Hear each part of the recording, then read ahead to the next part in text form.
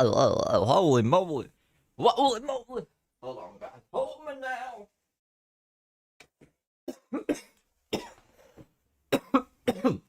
Hold me now. You know, Black Ops 7 came out today. The beta, anyways. And I've only done the training course, and I'm already disappointed.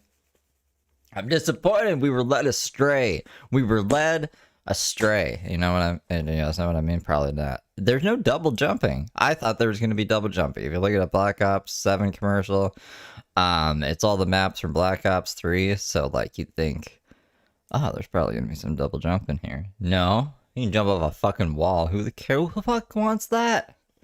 Anyways. Welcome to the stream. I took my day off yesterday. Oh my god. Took my day off yesterday. I was thinking about taking the day off too. But I can't do that. That's just crazy.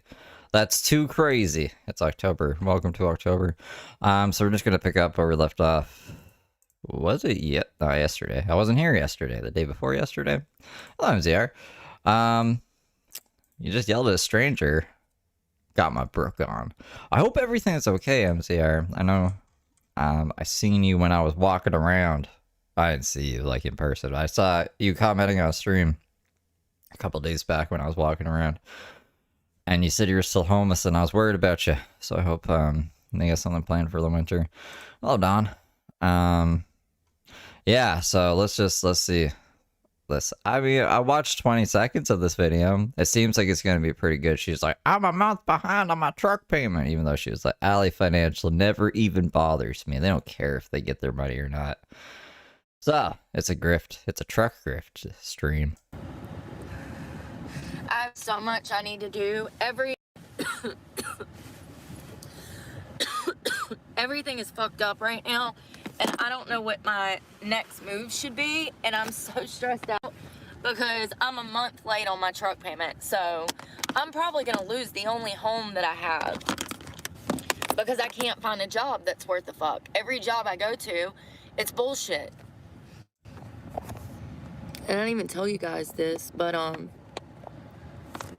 had an interview at this restaurant and it was like this Mexican restaurant. I do not know Spanish, but I don't think that's really necessary. What the fuck? Hey, Dylan.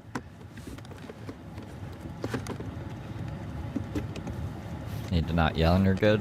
Yeah, don't be yelling. Unless it can benefit you in some way. If it was like, yell the loudest and we'll give you $100, then maybe. He wouldn't give me a chance. I mean, that's sad that, you know, that... Nah, she's not out. If she was out, I'd be like, actually, I should have this up. Sorry, guys. It's from July still. Will we ever get through July? This is the 21st of July. We have a week left of July. This man who hires, for the most part, immigrants who are not legal, he won't even hire me. Because of my criminal record. A man. IBL. Fucking, Vegan Patriots X? I don't... Is there any fruit on that tree? What do you call it? Low-hanging fruit? I don't know if there's enough low-hanging fruit to be gotten. Is he, what's he up to? Is he doing anything entertaining? Who mostly hires illegal immigrants won't hire me because of my record. This laundry is from 2 days ago, and I still have not put it up. So let's put it up. Because when I'm working, my house is disgusting. And I wasted all of my time yesterday at a job. When she says house, she means truck. Let me tell y'all, I got to doing some research last night. Last 24 is mental? I mean, when I get bored of Brooke... And if something else isn't happening, we can't cover M stands for money anymore. Maybe I'll just do an edited video on him. And we'll wipe our hands. Is it wipe our hands? You know when you, what is that called? You know when you got dust on your hands, you go, I'm done with this. I think it's called wipe. You're not really wiping anything. It's more like patting. You know like when you hit a mat that's dirty you take it out back and you like hang it up and you hit it with a bat and it's like it's cleaning it. That's what I'm doing to my hands. Of M stands for buddy. We'll do like one good edited video and do that.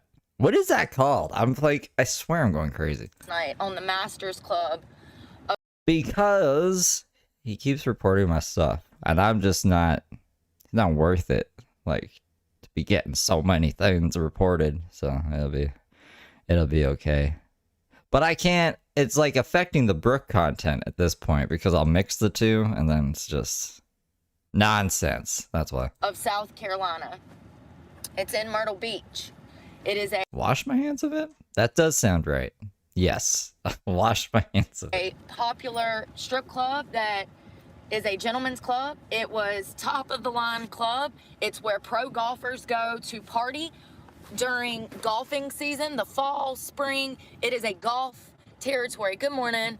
And, you know, I was really hoping and I was really excited about working there. And so I get into work, I get dressed, everything's great. I'm trying to think of a way to get around it. If I can think of one, we'll do it. Like, the only way I can think of is, like, going on another platform to do it, but then I would be working for free. You know what I mean? So, I don't like that idea. If it was in October, if my life wasn't so crazy right now, I'd consider it. Let's say if Brooke made me like 10 grand a month and I could just be like, yeah, we could take a month off and just fucking watch M Stands for Money on Rumble or something. We'd do that, but I can't do that right now. Maybe in the future. He'll be around still probably. So I don't know. Unfortunate. He shouldn't be such a little bitch. He should just like be chill like Brooke is. I can't believe I have more respect for Brooke than M Stands for Money. Great. And Brooke broke her kid's fucking arm, bro. And the DJ comes up to me asking me for my car keys. I'm gonna go with hell no. And he says, oh, well, that's non-negotiable. We have to get your car keys. I thought this was Tinkerbell hippie and her flowers. And I kept reiterating, it's not happening, buddy. It will never happen, ever, ever, ever, ever. And they weren't hearing it. So I go and I get dressed to get ready to leave. And freaking the DJ comes running up to me in the dressing room and he says, where are you going? And I said, well, I thought you said that that was non-negotiable. And he's like, well, just don't worry about it right now. He said, just put your dance stuff back on. We have guys out here. There was no girls. I was the only girl. And there was 2 or 3 guys in there. None of them spent money. All of them, but one of them, 2 of them, wasted my fucking time. But at 5 o'clock, the house mom who acts as a manager came in. And I actually pulled her aside and said, hey, are you the lady that I need to talk to? They were saying something about they wanted my car keys. And I said, legally speaking, I can't hand y'all the keys to my vehicle. I said, because it's my house now. Legally, my hands are tied. And Bruce she's Lee, like, yeah. Bruce Lee was like, you don't hand your keys over to anybody, all right? Yeah, well, you know, it's the rule and da-da-da-da. And I kept saying, can I talk to you in private? Oh, I just, like, he keeps reporting things. So I can, like, we gotta just do an edited video on him. And then wash our hands. It still doesn't have the same oomph to it. We gotta beat our hands up like a mat. And then, like a mat. And then move on with our lives. I wanted to tell her, like, hey, listen. I've been meaning to show you guys this fucking Kelly Wolf stream. And I don't know. Maybe we could just play the audio. I don't know. Then, I mean, here's the thing. I don't even want these motherfuckers to know my business because they're going to assume shit that they shouldn't be assuming. They're going to assume that I've been up to nefarious shit and that's why I'm living out of my car when that is so far from the fucking truth. So... Yeah, the only thing different, I guess, about this one so far is she is a month behind on her truck payment now, so she's freaking out about that and kind of dry begging, I guess. I don't know what I'm gonna do, guys, I can't make my car payment, and all the clubs hate me because I'm just a pretty girl. I was trying to separate my personal life from the business. That's the best thing to do. Thanks, Jeremy. And they made it pretty much impossible for me to have any privacy, okay? Because I had to tell them in front of 3 other girls that I was homeless, living out of a car, having to resort back to fucking stripping just to feed my fucking self. And I shouldn't have had to do that.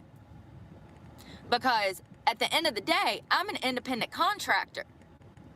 Now, if you want to pay this fucking truck payment and fill this bitch up with gas, then maybe we can talk about you having my keys while I'm at work. But until then, you have no fucking legal right to my personal goddamn property. These motherfuckers are overstepping their boundaries so fucking bad that another girl just won a $1.5 million lawsuit against Masters at Myrtle Beach. Gee, I wonder fucking why. Let me put these up and I'll tell you why she won this $1.5 million fucking lawsuit. I'm sick of going through this shit and not having enough money to fucking do anything about it. This girl now has a whole future ahead of her because this club owner, his name is Michael Kapp, K-A-P, he's a piece of shit. He's an absolute piece of shit. Here is a man that was presented with the opportunity to help women. I mean, absolutely exploit them.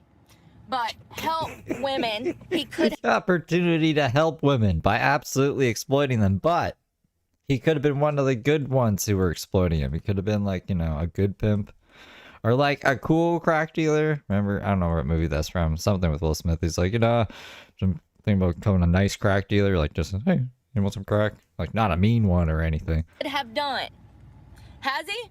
Absolutely not. He's exploited them till they can't even fucking work for themselves anymore. He's exploited them so fucking hard that all of them are in poverty.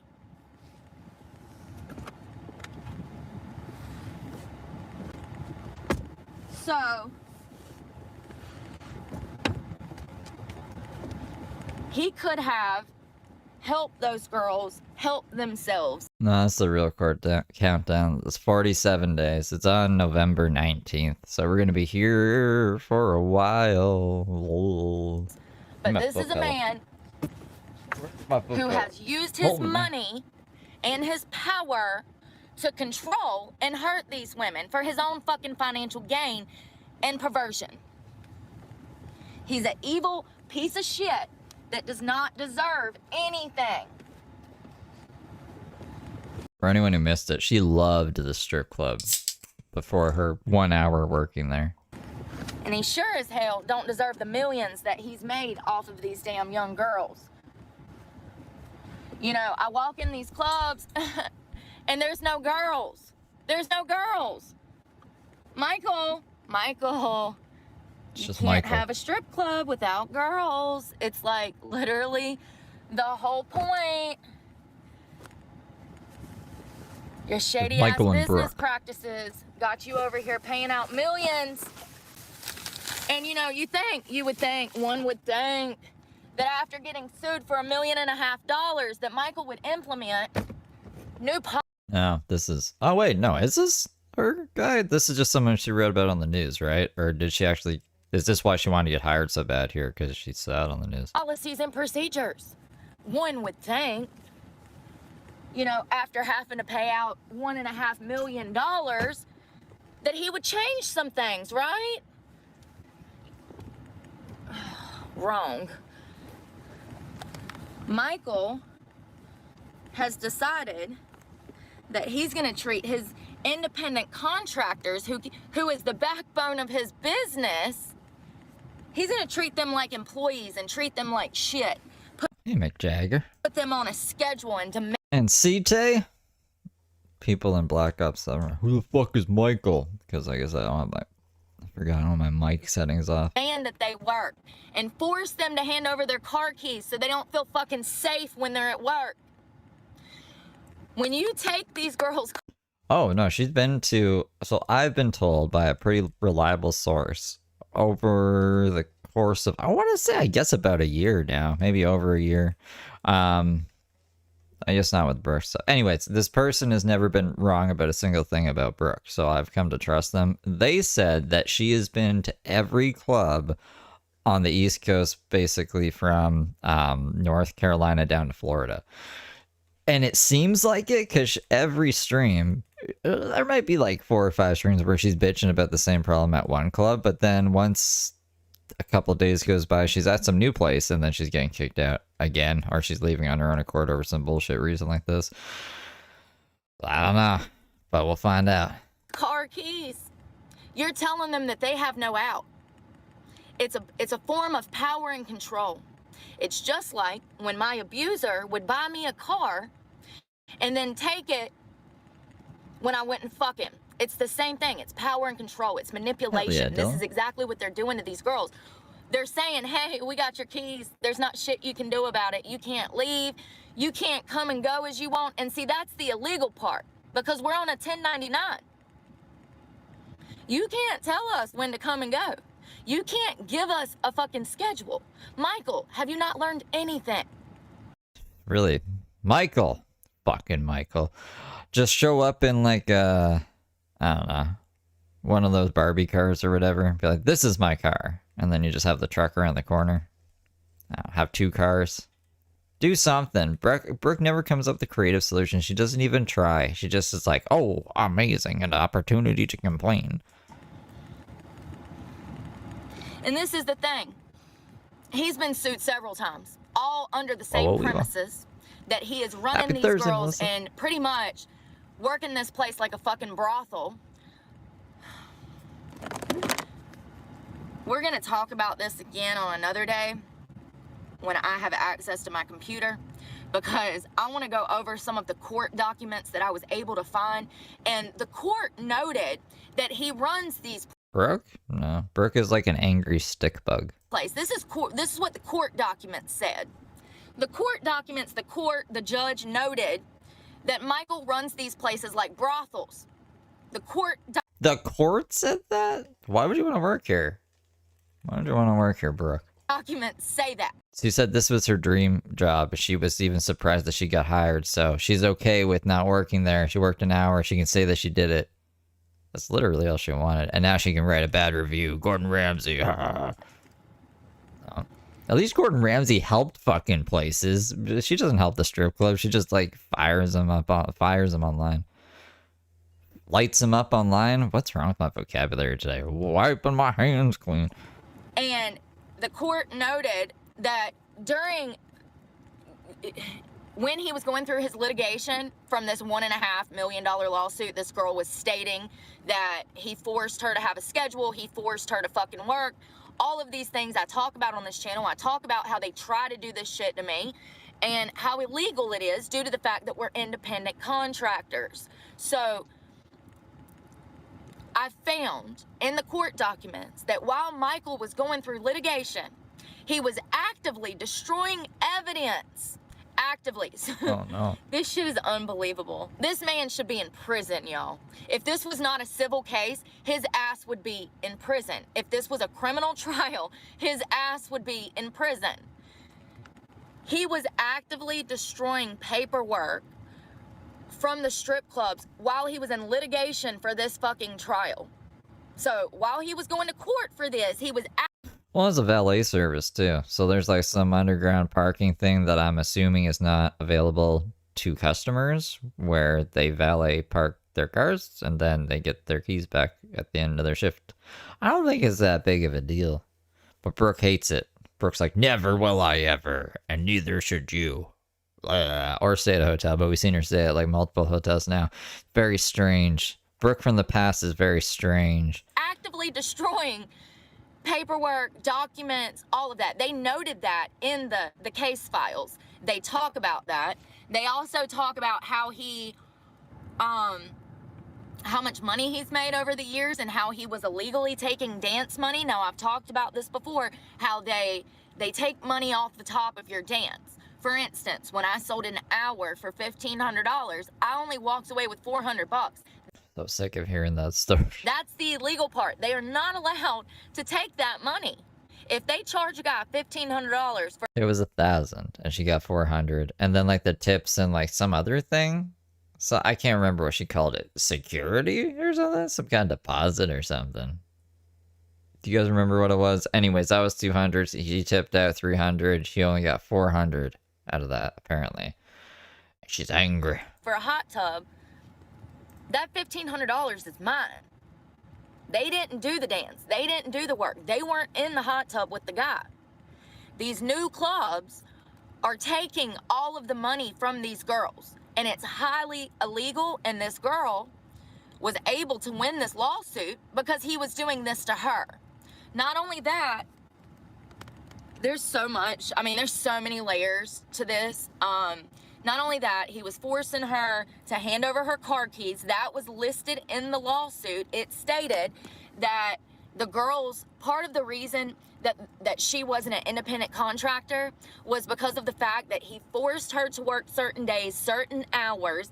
They had a minimum of hours that the girls had to work, which is illegal. They're not allowed to do that. And also, they took the girls' car keys, preventing them from being able to leave the facility if they wanted to.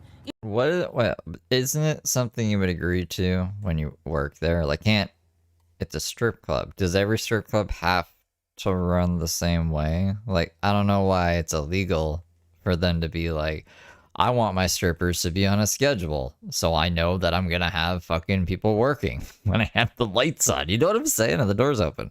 Why is it illegal? I don't understand. You are not allowed to do that. I can. And you're still doing it. You're gonna have to pay this girl $1.5 million. You already had to pay her $1.5 million, Michael, and you're still doing this? You know, some people never learn. Some people never learn. You know, in my opinion, when they take your car keys, it is now a hostage situation. It's now, she loves that phrase. It's a fucking hostage situation. All right. The shed was, her clothes getting trapped in the dryer was. She really called the cops a bunch of times for some silly shit. My clothes are in the dryer. My 3 fucking clothes that I got from Goodwill are in the dryer. Lord help me. You are holding me against my will. Even if I'm working, I don't have the option to leave if I want to. You have my keys. If a motherfucker comes in here and starts shooting up the goddamn place, I don't have time to come beg you for my fucking keys. Or, let's not forget, this is a huge club with multiple employees. Or go hunt down Ghostface, thank you for being a member for a month. the other 4 people that might A good little angel. have my keys. It's ridiculous. It's absolutely unprofessional. You are kidnapping these girls. You're kidnapping these girls. I don't know. I don't think we've had a poll like this, but let's just, I don't know, how am I going to phrase this? And you done got sued for it, and you didn't learn shit, Michael. And you wonder why. You wonder why you have no girls. I'm telling you why. This is why nobody works for you. This is why your club is fucking dead. This is why you're gonna be filing for fucking bankruptcy. You're forgetting your position, Michael. Your position is to provide a safe space with security. That's it. That's it. You get your house fee. I'm renting the space. That's it.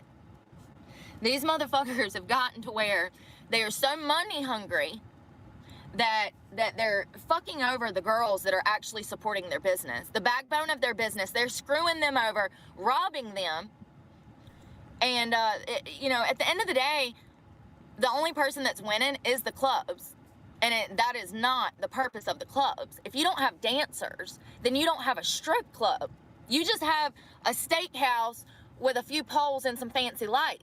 Right, but I'm assuming all the other ladies gave their keys over and they don't really care because they're stripping. And as long as nothing gets stolen out of their car, why would they fucking care? I brought up all the good points before. I was like, I like this idea. You wouldn't want customers like trying to stalk a girl after work or anything, you know what I mean? So they don't need to know anything about their cars. Probably saves from doing drugs in the car. if that's something they want to do. It's just, it's not the end of the fucking world, and Brooke is making a way bigger deal out of it than it is.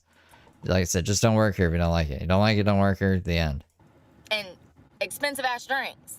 So these clubs need to get it together because they're literally going to be going out of business. They already are, left and right. There's clubs shutting down everywhere. We lost, I would say 30 to 50% of strip clubs during COVID. We lost them. They just went out of business. They never reopened. And the few that we have scattered here and there are right behind those. Right behind them. I drive a Chevy. Good morning. So good, Tin Man. Yeah, it's absolutely ridiculous that they can, yep, see? Yes, it's illegal. We had a lawsuit here in Milwaukee. And see, this is what I'm saying. These girls are getting together. This new generation of baby strippers, they something else, honey. They more educated than us old school dancers. What? I thought they weren't educated, and that's why they were being taken advantage of, and they don't know the value of themselves and shit. What are you talking about? And I talk about the baby strippers being an issue a lot. The issue that I have with baby strippers, that a lot of them come into this industry and they think that they have to suck dick and do nasty shit to make it, and that is just not the case. You are a theatrical performer, baby. You are not a hooker, a streetwalker, none of that. That is not what this is. And I'm sorry that these new girls have this misinformation in their head. But we also have another group of baby strippers. There's like some stripping scene in a movie that I was watching last night, and I was like, this is what Brooke's talking about all the time with their theatrical performances. That are very fucking smart, and they ain't playing these fucking games. And that's why you're not seeing them in these strip clubs. They know better. And that's what I'm saying. You're gonna fuck around and fucking find out, Mr. Cap, because I mean, you wouldn't that be like another pro to owning a home opposed to a fucking car that you're driving around in? Like, she could just do online shows. She could get a pole in the shed and just do online stripping shows and not even have to go into work. She could work from home. But she's like, oh, you don't understand. I need a car to get to work. Like, so she'll never rent a place out. Also, she's like, I have to own the place. I'm above renting. I don't know. This is just what Brooke wants to do in life, I guess. Now she's in jail. Mamma mia. You already have, and you didn't learn nothing. To have to pay this girl $1.5 million and learn nothing? I'm assuming that if it cost them $500,000, that this was not the crux of the issue, or else they would have changed this specifically, yeah? I see why you got in the strip club business. You're too stupid to make it anywhere else. Exactly.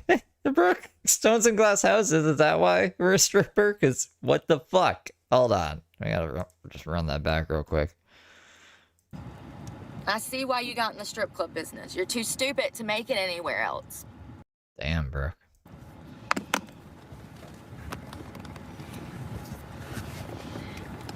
You know, there's a lot of men that prey upon uneducated, vulnerable young girls. And he's definitely the type that has, and he's made millions off of it. And you would think at the very least, he would want to make these girls feel safe when they're there working.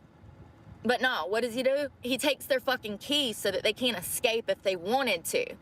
It's power and control. He's letting those girls know that he runs. It's like for safety, so it's kind of ironic. The fucking show, and whatever he says fucking goes. So fucking illegal. So illegal. Obviously, the whole keys thing wouldn't be listed in a fucking lawsuit for $1.5 million if it wasn't a big fucking deal.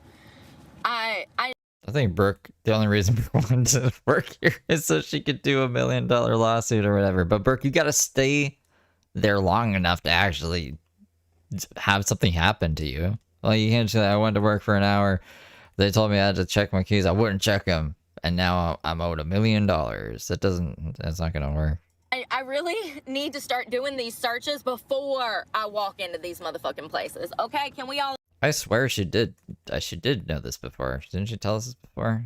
I'm too lazy. I'm not gonna go back. But I swear she was telling us about this, and she's like, you know, And that's why I like that they, breathalyze you and they check your keys. Agree to that.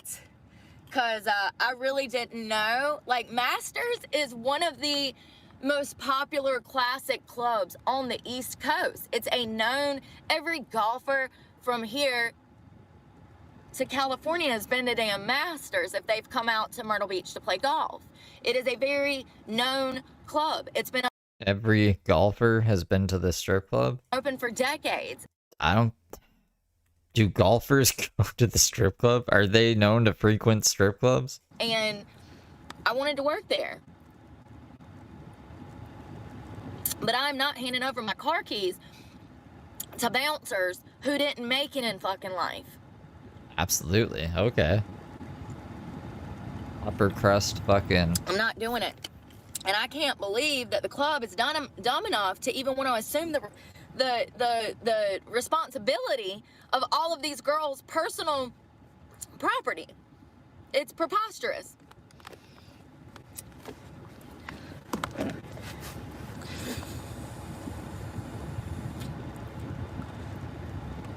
Oh, thank you, Donald. I think most of them do nowadays. Like I was saying, some of the baby strippers that are coming up, they're more educated than I am. I'm not a very educated woman, but one thing I do know is the law, because my mother worked in law. So I've been exposed to law since probably before I could walk.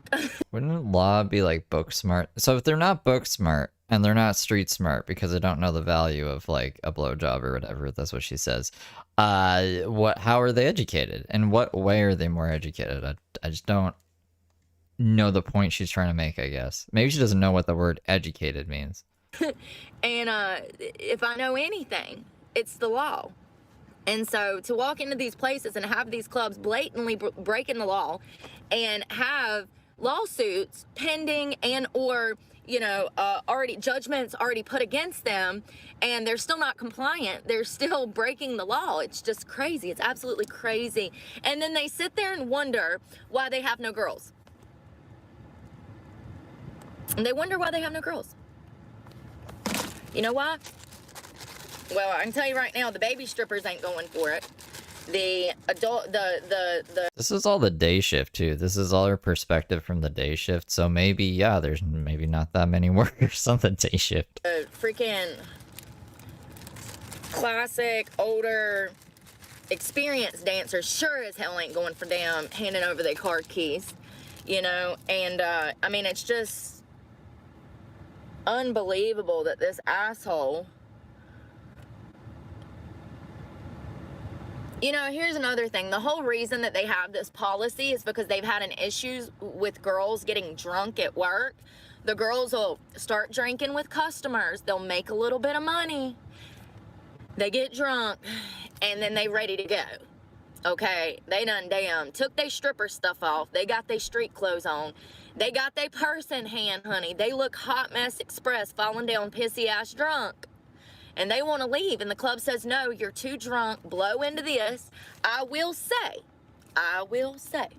the fact that this club, Masters, makes the girls breathe into a breathalyzer, I do respect that. And See? She knew this. She read the art. She was reading the article to us. I remember this. I was like, maybe I'm thinking of a different club, because she talks about a lot of clubs, right? But I was like, I'm pretty sure it's this one. It is this one. Brooke is just a Looney Tune. I appreciate that. I do like...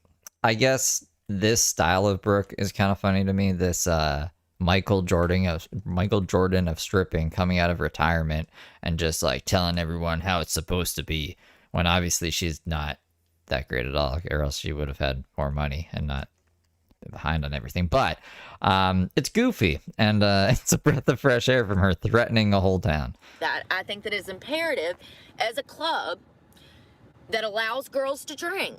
It is then your responsibility to take care of those girls. I don't give a fuck that they're old enough to drink. I don't give a fuck. You are providing the space for them to dance and party, okay? It is your responsibility. That's what we tip you for. It is your responsibility to keep us all safe and make sure that we are okay. That is literally your fucking job. If you don't want to take care of drunk strippers, don't work at a fucking strip club. Okay? Okay. But, they want all of this money. They want all of these tips. okay? The floor guys, the security.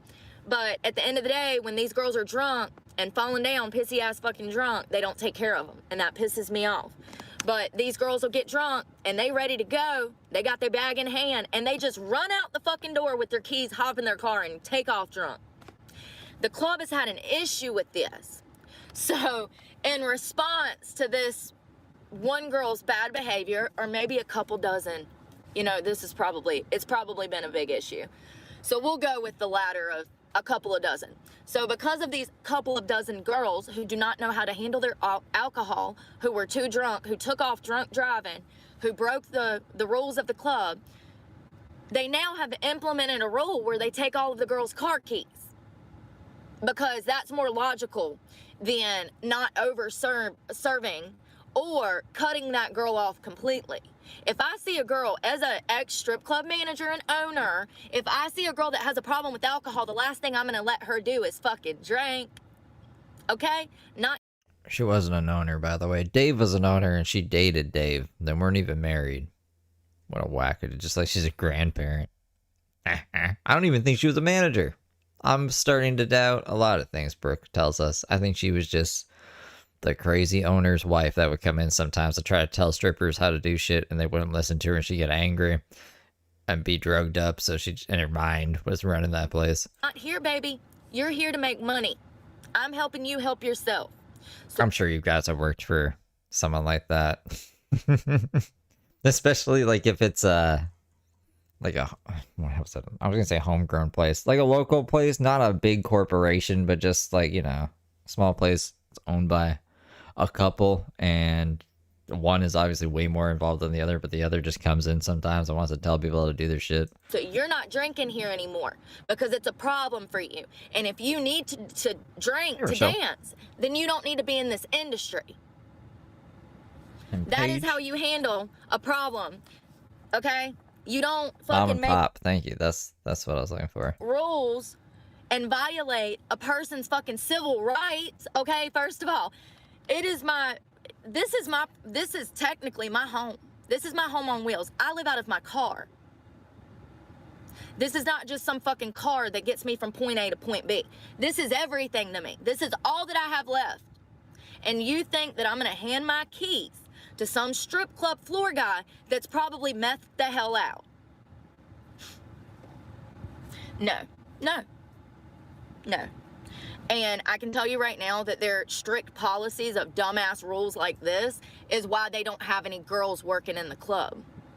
And the girls that they do have, I'm sorry, masters, but I got to give you a 3 out of 5 stars when it comes to your dancers. They're not up to par.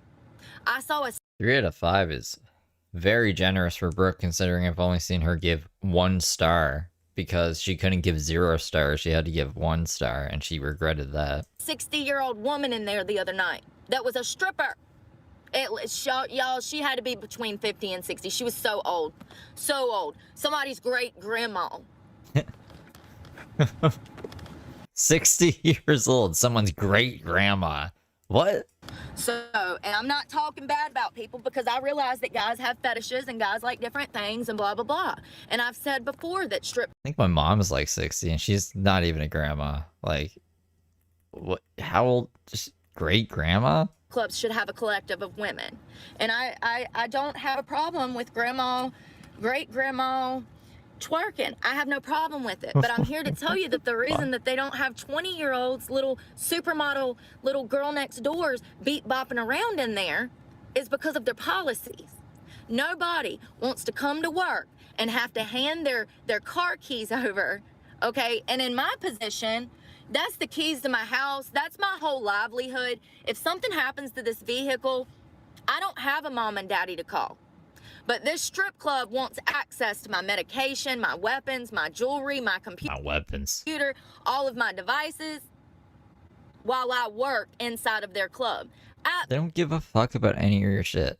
They don't want your shit. It's too much of a fucking headache. You know what I mean? And it's not that valuable. No one wants your shit. Absolutely not. Absolutely not. Absolutely not. No. You know how many times I've had my Suboxone stolen and I was so fucking sick and I couldn't get a new script? Several times. Several times. But y'all want access to all of my medication while I'm inside working? Fuck no. You would have to be so stupid to hand these people your car keys. They're strip club managers and floor guys. Strip club being the key word. Once again, you're not meeting the most savory, well-educated, wholesome fucking people on earth. You're meeting the bottom of the barrel, bunny. We're talking about criminals, okay? Active criminals on probation, parole, motherfuckers that just got out of prison, people in active drug addiction, and you want me to hand my keys to this son of a bitch? That's not the owner or the bouncer. What are you talking about? This is so judgmental, especially from someone who's an ex-drug addict and criminal for violent crimes. Can you chill a bit, Brooke? No one deserves a second chance except Brooke. Are you? Blah, blah, blah. Nah, bruh. Hey, Victoria. Never. The fuck is that? Never. And anyone that does, you are brave, sweetheart. You are so brave. But let me tell you, if he's caught joyriding in your car and he gets in an accident, let me just tell you, your insurance is not going to cover it, baby. I just want you to know, your insurance is going to say, you got to sue him civilly. And that does not mean you're going to see no money. If he doesn't have any money, it's just going to be a judgment out on his head. Unless he has any assets, which the motherfucker don't. I'm telling you, I can... Listen. Oh, I've did this for too long. Too long. Yeah, I'm not handing my car keys to anybody. Ever. And here's the thing. They knew that I wasn't going to go for that. You know how I know? Because they waited till I was halfway through my work shift to come and Smoking a pancake? ask me for my car keys. You wait till I get dressed, put on makeup. Well, I put on makeup with you guys, but you know what I mean. I got dressed, put on a thong, put on a dress, got out there, worked for 3 hours, and then you come ask me for my car keys. She said it was an hour. She said she was there for 30 minutes, and then this happened, and then in another 30 minutes she was out. So where's this 3 hours come from?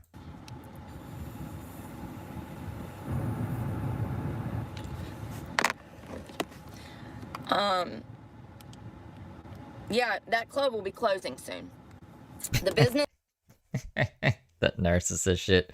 Yes, any place I have a problem with is gonna close and they're gonna lose their license and everyone's going to jail. Yeah, okay. Okay, James Soroga. that they had Friday night when I went to do my audition was from a pole competition. And let's talk about this for a minute because this is so crazy to me. So, they have a brass pole competition. I think it's like once a month.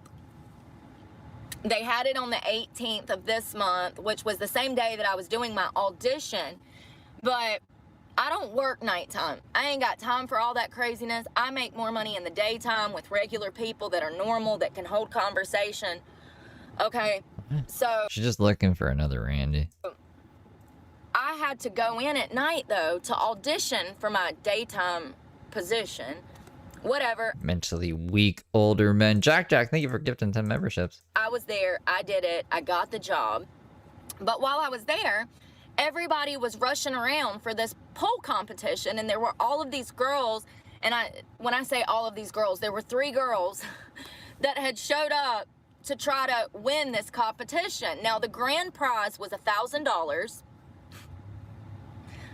I wish I would have knew this.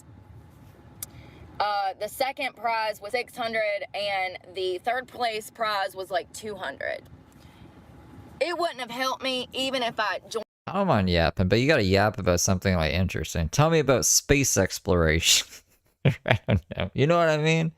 I'd rather hear talk about fucking paleontology and horticulture. Does she know anything about paleontology and horticulture?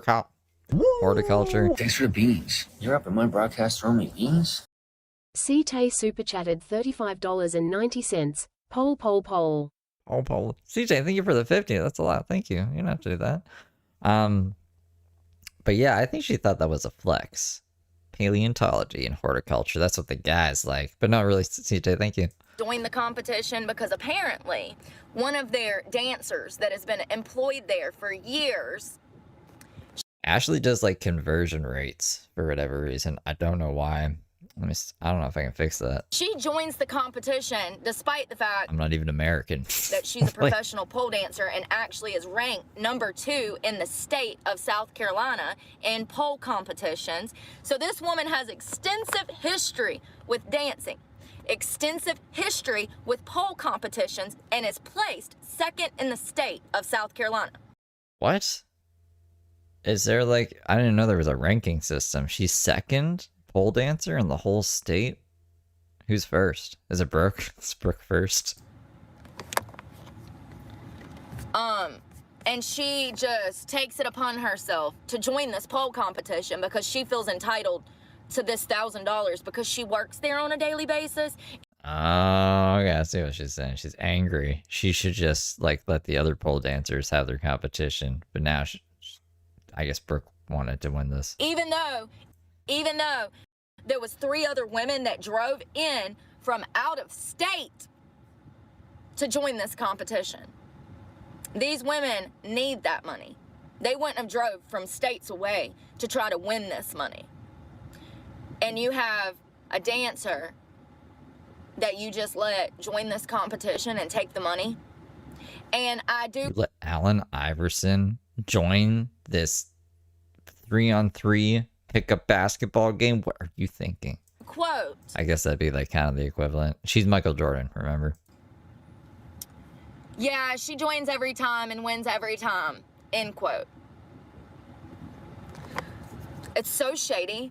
It's so shady to advertise a pole competition, but have one of your golden dancers join that said competition to win the prize money every single time. That's fucking shady. That's the type of person that Michael Capp is right there. Shady. And you got women driving from states away to win $200. Be a lot of money. It'd be Stan. I swear to God, Stan. Where's Aaron? Aaron, didn't Stan reach out to you and was like, "Hey, baby, I'll fly you out"? Well, you think Stan has $50K to bail Brooke out? She's in jail now. He likes them in jail.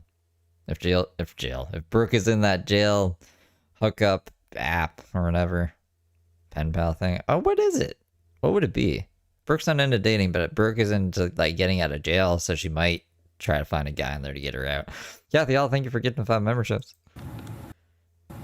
When this girl has more than enough fucking money, this girl ain't hurting. She wins pole competitions all the time and wins money. I mean, it's just really fucked up. And you know, these bitches are so shady. It's getting so much worse than it used to be. Back in the day, you could walk into a club and half of the dancers were stereotypical, and then you had the other half that were normal, honest, hardworking girls just trying to fucking survive. It's not like that anymore. All of them are fucking shady. All of them. They got shady ass business practices. They're predatory. The girls will hustle you. The bartenders will take your card and rack up charges that you didn't even, rack up. They'll run your fucking card in your pockets. And it sucks because it didn't used to be like that. And I see that guys don't want to come in because of their behavior. So once again, I'm being punished for everybody's fucking actions. It's impacting my pocket. It's impacting my life. Everybody else is... Well, I mean, your inability to adapt is affecting your income and your life, Brooke. Not, I don't know, everybody else's actions. Why can't people just behave in the strip club? Why can't everyone just stop doing drugs when I stop doing drugs and things just be normal in society? Why can't I take my clothes off to people who aren't weird? Like, that's a completely normal thing to do. You know what I mean? Like, I just think she's acting a little naive, especially for an ex-heroin addict, fucking 3-time felon. Bad behavior is impacting my income. And they're too stupid to realize that it's their behavior that is making it to where customers are not there. They're so stupid they don't realize that it's their behavior that is keeping them fucking broke. You know that she's writing up all the, like, correction officers or whatever. Can't you do complaints. She's probably filing complaints on everyone. Did not get me my towel within the allotted amount of time. But yada yada. I don't know. I'm trying to remember the complaints that they did on 60 Days In. Or was it filing a grievance? Something called something like that. So I honestly grievance. don't know what my next move is. At this point, I'm a month behind on my truck payment. I don't even know how many interviews I've done this week. Over 10. So I don't know.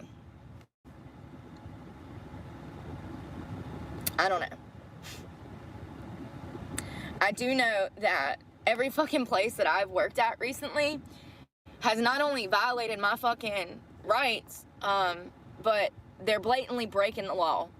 And it sucks to have people breaking my rights, violate your fucking civil rights, people discriminate against you, and you have no financial backing to do anything about it. And Michael Capp is the type of strip club owner here at Masters of Myrtle Beach that has been predatory towards the women who are the backbone of his business for years. He has used them. He has manipulated We're in Myrtle Beach. Isn't that in Florida? them. He is a horrible, horrible strip club owner and a horrible person. Once again, he could have used that club and his position to help these girls help themselves. But he hasn't. He has hustled them. He has money trapped them. He's played them. He's played them all. And he's lined his pockets while forcing them to work in horrible conditions. The club is dilapidated, y'all. I was literally walking. Why was this her dream club then? She was like, I've wanted to work here forever. It's dilapidated. On plexiplastic on the fucking stage. I don't even know what it is, but it feels like you could go through it at any minute while walking on it. It's a thin piece of plastic that they have put over the holes in the stage. Now, he has it listed that he makes less than $500,000 at that club a year. That is complete bullcrap. There is no way that he is making less You look up his tax returns? How does she know this? than $500,000 at that club. He's got to be making millions. Brooke's on the case. Jeez, And I was Louise. so excited to work there, but I am not handing over the keys to my vehicle to any strip club manager, to any floor guy, to any bartender. No one has the right to have access to your firearms, to your money, to your anything in your vehicle. That is your personal property. Nobody is entitled to have the keys to your property, honey. And you girls, yeah, you girls have to protect yourselves.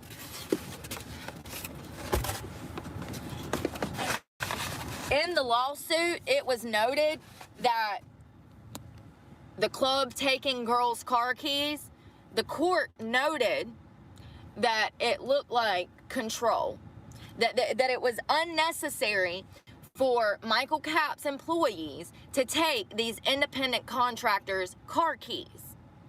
The court noted that it was unlawful and that, like, he was breaking the law, but he hasn't changed anything. So even despite the fact that he's going to have to pay this girl $1.5 million that he's already paid her, despite the fact that he had to pay this girl, Goodman. he hasn't implemented any new policies. Prime example of being too stupid to learn from your mistakes. And like I said, I was the only girl. I was the only girl he had working that day. Nobody wants to work there because they're too... I'm glad. That means that they're smart. They see through the bullshit. They know that it's illegal. I'm trying to put my window covers up. My truck is a mess. I've got to do laundry. I've got to clean out my cooler. I've got so much to do. because I haven't had a chance to do anything because I've been dealing with this club. And I absolutely hate that it went down like this, but I can't give over the keys to my car. I've been through so I much think she was traumatic planning on it going this way. stuff lately, and you know, going through what I've been through, I there's no way that I could go in that club and work and know that this club has my car keys. It would cause me so much anxiety. It would be impossible because I can't trust anybody. She tried to sue the Caprinos, yeah, not the winery. I don't think she tried to sue the winery. But yeah, she doesn't like the lady at the winery who was very nice to her. I sure as hell don't know these people. It was my first day working there. I don't know these people. And I sure as hell don't trust them. And y'all want me to just relinquish my everything? This is my home. My everything. You know, and I kept trying to talk to the house mother to explain the situation, and I kept saying, can I talk to you in private?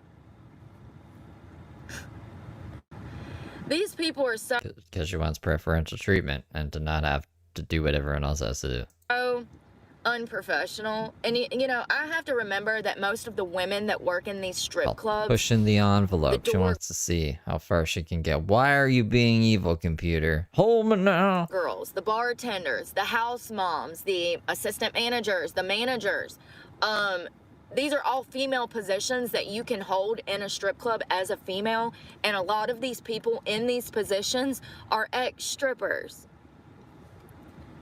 So they don't know anything about the law. So they don't know no better about asking me for my car keys and having this policy.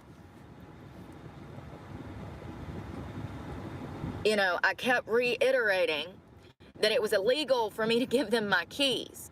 Because here's the thing, my insurance is not going to cover something if it happens. And that's exactly what I meant. She didn't even understand what I was saying. You know, and so I can't be mad at her, and I wasn't. And I was very nice about the whole situation. I was calm, I was collected. I was professional. And I know that they needed me to work and they wanted me to work, but it is non-negotiable. No one is going to have access to my vehicle, ever. I work my ass off for this truck. Every penny I have goes into this truck because it's my home. It's all that I have left. And, you know, I had all of my life savings stole from me, and I can't believe how unprofessional she was when I kept asking to talk to her alone. She said, yeah, and then she took me in the dressing room with like 3 strippers, and I'm like, this is not private, ma'am. I don't need these girls knowing I'm homeless. Like, I ended up saying I live out of my car. That vehicle is my well-being. Oh, sorry. How many days has it been? It's been, I think 2 days? 2 days straight of just the keys. I said that vehicle is my well-being. I can't give you my car keys. I said, legally speaking, it's not even legal for me to do that. Yeah, I mean, are you gonna call and open up an insurance policy on my vehicle for you? Because legally speaking, you're not allowed to even crank it up and pull it out of a parking space if you don't have insurance on it. Like, you know? So, I don't know, man. Power and control is something else, and there is so much power and control in sex work. That's what it is. That's what sex work is. You're gonna have constantly people trying to take control away from you of your own life.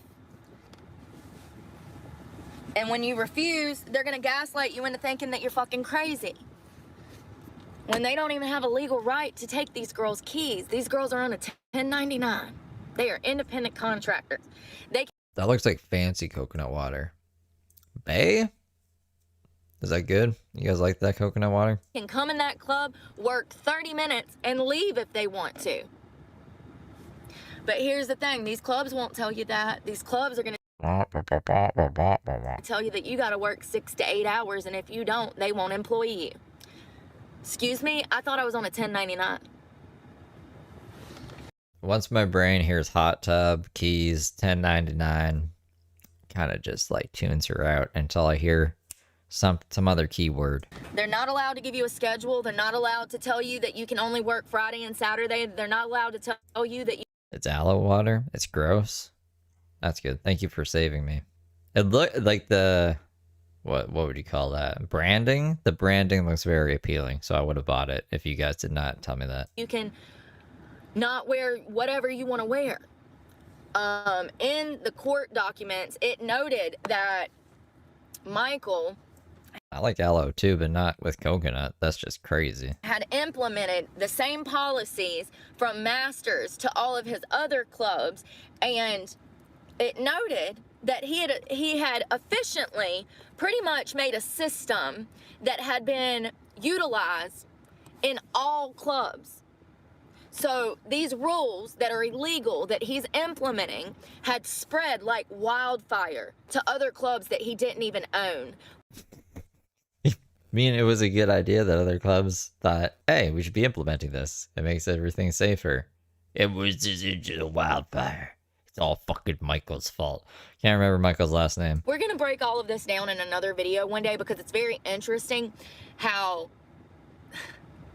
other strip club owners took notes from Michael and started breaking the law and Started breaking the law. It doesn't sound like they're breaking the law. If so many clubs are implementing this, it's probably good. It's probably good for some reason. All of these rules that an independent contractor does not have to abide by.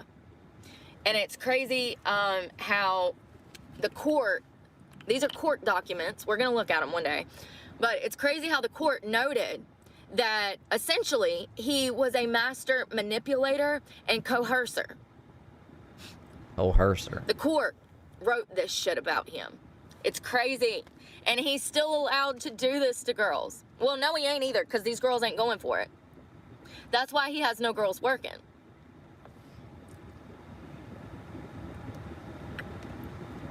Legally speaking, if I hand you the keys to my car and one of your floor guys OD on Suboxone, legally speaking, that's my fucking fault. I gave him access to the medication. See, that's how that works.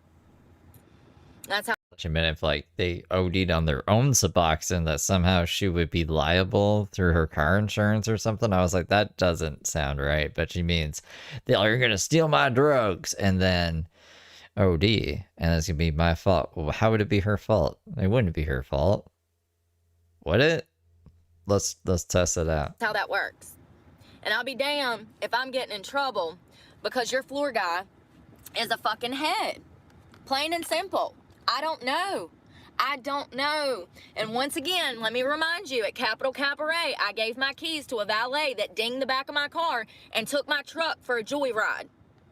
I don't think they took it for a joyride. These are not the most educated, well-rounded, wholesome people. Once again, we're talking about a dude that has a mohawk that's a foot off of his damn head. Stuck. Oh, that's actually a good point. Yeah, I don't even know why you can't OD on subs. That's the whole reason that they give them to you, because they have a ceiling. It's basically like the direct way of saying, okay, that's enough, because the way you OD on opiates is like you become so relaxed that your breathing becomes so depressed that you just basically stop breathing. But you can't get that high on Suboxone. That is a good point. I didn't think of that when she said it. Mamma mia. So she's just stupid. Up in the air. Even her hypotheticals don't make sense. A mohawk. And you know, it's kind of funny because he has an obsession with Chevrolets. Yeah. He's got a classic Chevrolet, like 80s model, 70s model truck. They pulled up in it. It's a low rider. Two of the floor guys, when I got there to audition day before yesterday. So the floor guys pull up in this low rider and they're all dressed in black with a mohawk and tattoos and piercings and, okay? They look badass. But do I want them to have access to my Chevy? Absolutely not. Like, what? Fuck no. Why do they need my keys? She's profiling. What is this? You know what really makes me think that, I don't know. If he was dressed like James Bond, you know, and he had some nice slick hair, then you could take the valet of the car. Maybe they were up to some nefarious shit. Like, I don't know. Because why do you keep asking me when I've already told you 10 times it's non-negotiable? I said, there's no way. Legally, I can't do that. I have medications I can't give you the keys to my car. Like that, nope, can't do it. So, you know, and it's kind of crazy how I said several times, legally, I cannot give you the keys to my car, and they were too stupid to even put 2 and 2 together. I'm not giving my keys to people like that. I'm sorry. I can't give my keys to somebody that I'm aware is too stupid to know. You know, that, first of all, insurance reasons, also, you know, like I said, my medication is a controlled substance. It is up to me to keep that medication under lock and key. If I fail to do so, I absolutely can face criminal charges. Criminal charges. That is a controlled substance. Legally speaking, I cannot give you my keys. But once again, these people are too stupid to know what I'm even talking about. So you're making stuff up. It's like beating a damn dead horse going into these places. It really is. It's like beating a damn dead horse. So fucking annoying to have to deal with this kind of stupid when I have an IQ of, you know, 120 something. It's really sad. And you know, Brooke thinks her IQ is 120 something? No.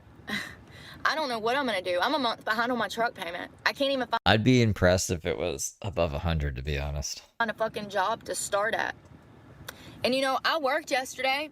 It's the middle of summer. It is July. You would think that a strip club at the beach would be packed mid-afternoon. It used to be. It used to be. I talked to 2 guys all day. 2 guys. 2.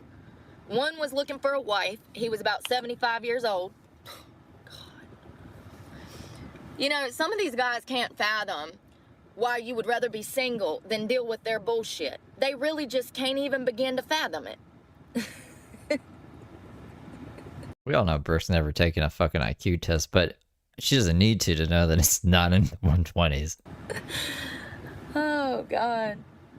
But I can tell you right now that if you try to explain financial abuse to someone and they don't understand financial abuse, they're probably the type that would financially abuse you. Let me just tell you. Because he kept asking me, why are you not married? Why don't you settle down? And when I simply explained that I didn't feel like I'd met anyone worthy of marrying, and I also had not ever been a woman worth marrying. When I simply explained this to him, he couldn't even understand what I was saying. When I said I've been down that road and I let somebody take care of me financially, I let somebody support me, when I said that, you know, his face lights up like I'm looking for that. Ooh. And I'm just like, no, I've already been down that road. When you give some... I will in a bit. I was playing it before. There's no double jumping. They made me very sad. Someone complete financial control over your life, you're gonna get abused eventually. It's not if, it's when. Financial abuse is one of the most harmful abuses because it traps a person. It traps them there with their abuser and they can't get out.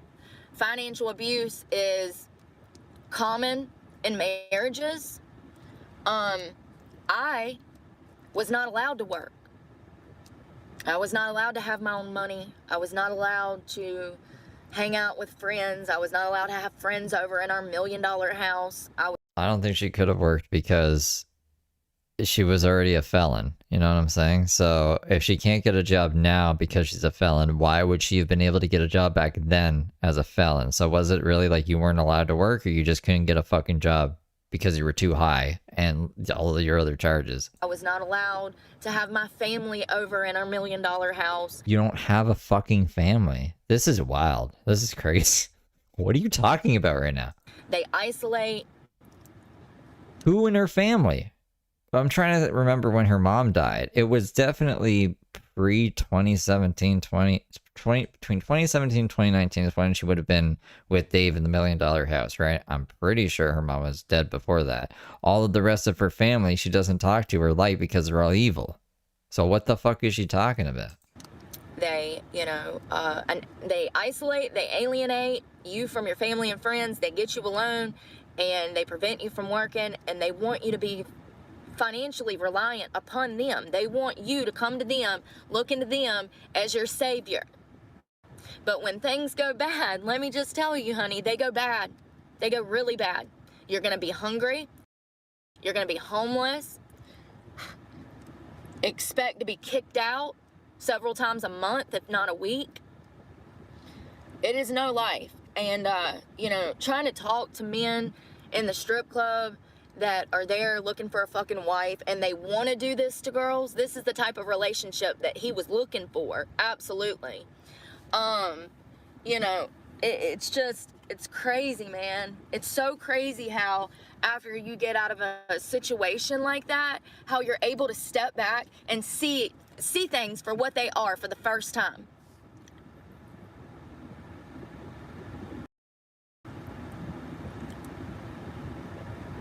And I made a promise to myself that I was never going to let anyone else harm me, and that I was not going to put myself in the situation to allow anyone to harm me. And I'm not. These strip clubs,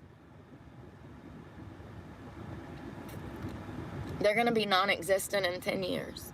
There'll be one in Las Vegas. They might be one in Miami, maybe one in New York. But it's going to be a thing of the past, because the owners of these establishments are not only greedy, they're idiots.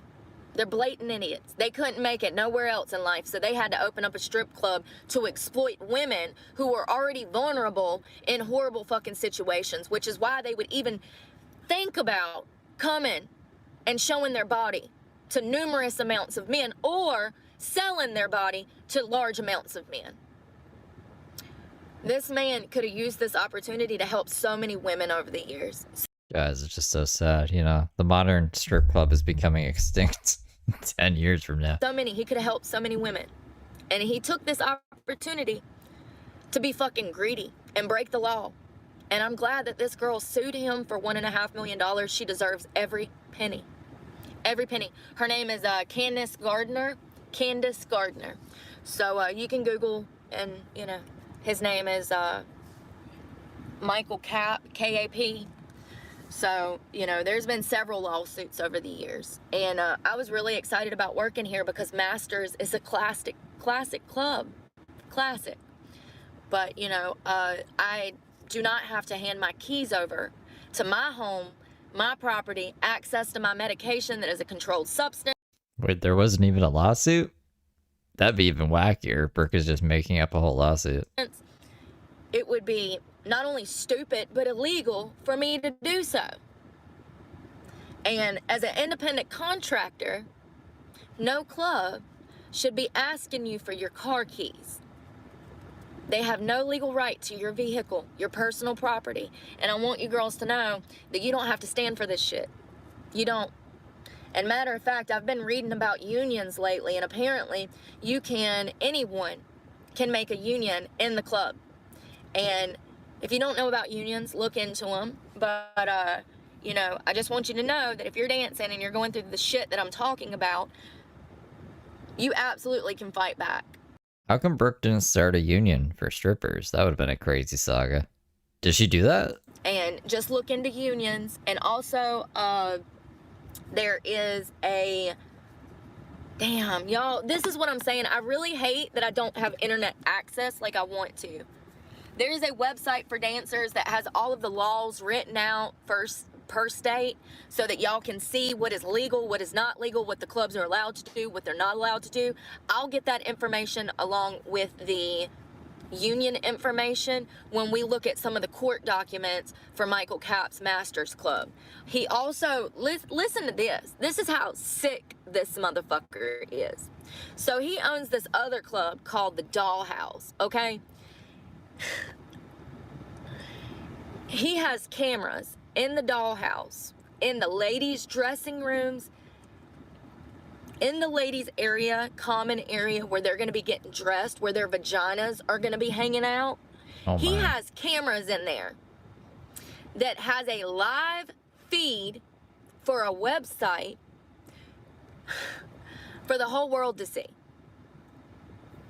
So where these girls come to get ready to work, he has a live feed for perverts to go online and watch these girls get ready. It's literally the only room in the house where you might see vagina. And I just find it fucked up. These girls' right to privacy, and they absolutely have a right to privacy. They absolutely do. And it pisses me off that it's okay for him to broadcast to the entire world these girls in one of the most vulnerable positions. When these girls are first rolling in, they in pajamas. They just getting out the bed. They look rough, okay? I just don't feel like it's okay to broadcast to the world these girls in a dressing room getting ready for work. Like it's nobody's business. I mean, it's just sick. It's just sick. Like, so weird. This webcam thing at the dollhouse. Like, so weird. Unnecessary and weird. But you best believe he's making money off of it. Yes, he is. But are these girls making money off of it?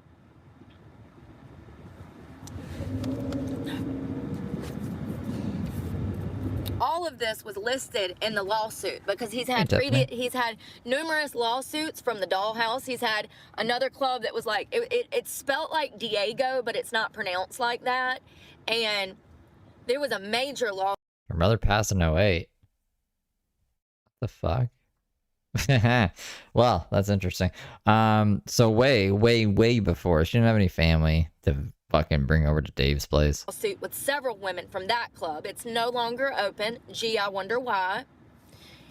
But all of this information was in the current lawsuit from Candace Gardner's lawsuit, where it states all of this information. And I want to go over this with you guys because there's so many key points in the lawsuit that confirms what I've been talking about to you guys. My concerns about the industry is covered in the lawsuit. And the court recognizes that what Michael Capp is doing to these girls is not only illegal, but it's invasive. It's treading on their rights, their civil rights. Like, you can't... I guess he can. He can until somebody sues him. It's just sad to think about these girls getting manipulated and extorted like this. I mean, they're giving all of this money to this club, and the club's just fucking treating them like shit. And as I said, they treated me so nice. They were so nice to me. They were so welcoming, and I appreciate that.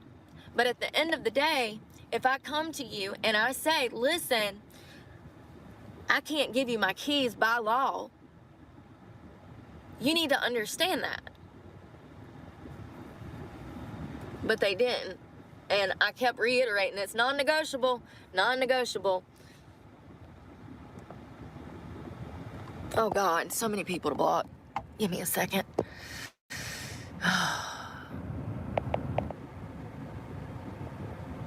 Nobody knows how long she'll be in They're prison real for. eyes. I have people ask me if they're real. I'm like, no, they're implanted. I went to Colombia and got them implanted.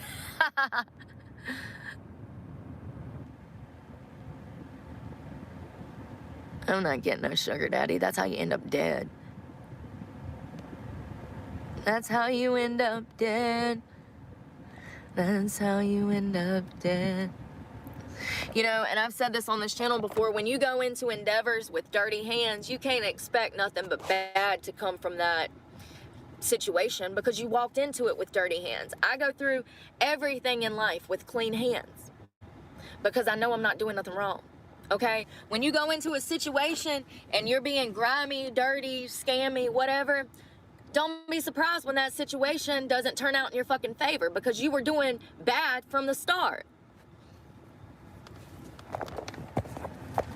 It's called the clean hands doctrine. It applies in court when you go in front of a judge. You can't expect for her to rule in your favor if you came in there with dirty ass hands. And I apply that doctrine to my life, my everyday life.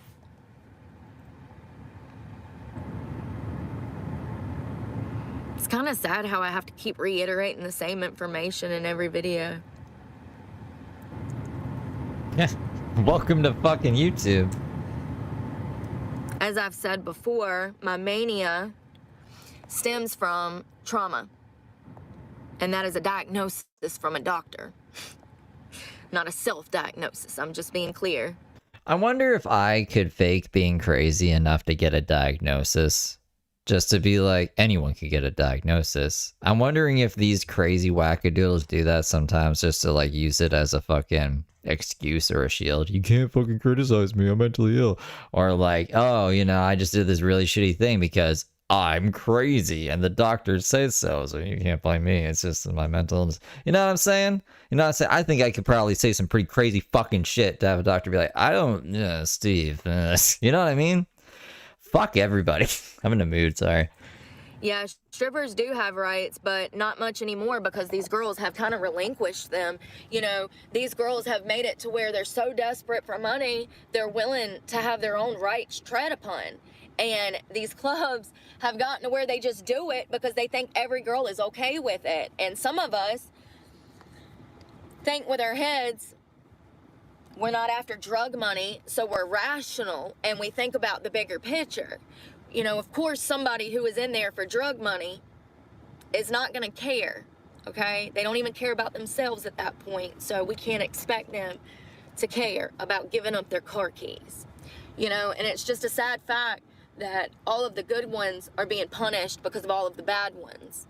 And I don't think that they should have any policy to take anyone's car keys. That's so irresponsible, financially speaking, like insurance wise. I don't know why they would want to assume the responsibility of all of these girls' keys. I wonder, and you know it's happened in a strip club. I wonder how many times they've lost a girl's keys. You know it's happened. You know it's happened. Yeah. You hand them to the bartender. Fuck was that noise? The bartender's cleaning. She goes to the back to get something, thinking she's going to hand them to the floor guy. She sets them fucking down, grabs something off a shelf, and boom, your keys are missing. I'm telling you right now, I know for a fact this club has lost keys before because nothing is really like running smoothly, you know? It's kind of strip clubs, nobody knows what's going on. Nobody ever knows what's going on. Even the manager, they don't even know what's going on, okay? So I'm here to tell you that it is not the place that you want to relinquish anything of any importance to anyone. Nobody knows what's going on, ever. Here's my question. Imagine just meeting some random stranger outside of Walmart and handing him your keys. Would you want to do that? It's not the same thing. It's not your employer. It's not something you're like tied to by a tax form that you can take them to court or whatever if they lose your keys. Like, I don't know. It's a complete, you can't just make that analogy. Would you hand your car keys with everything of importance to you in your car to a random stranger at Walmart? Because that's the same thing they were asking me to do in that club. It's the same thing. It's a stranger. I don't know who the hell he is. Yeah, no. We're going to go with no.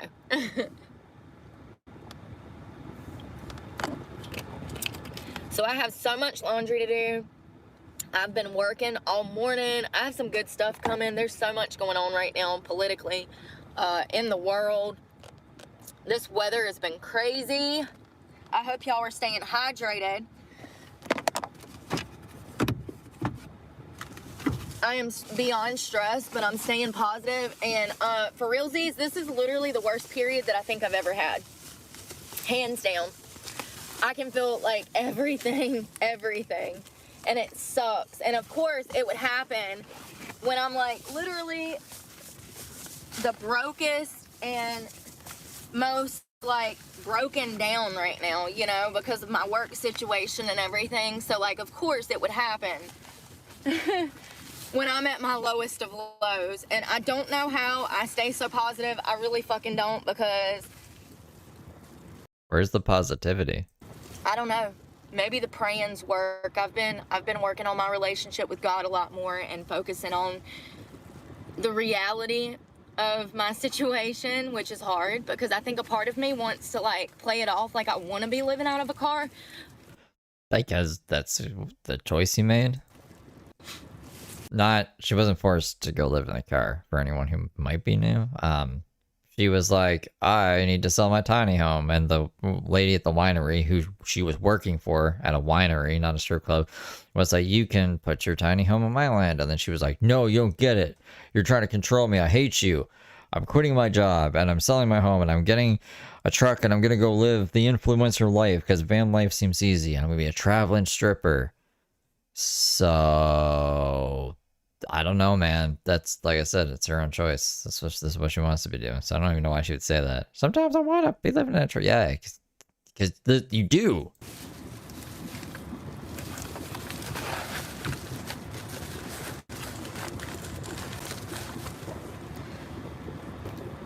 But in reality, this is one of the hardest things I've ever been through. Not being able to find a job.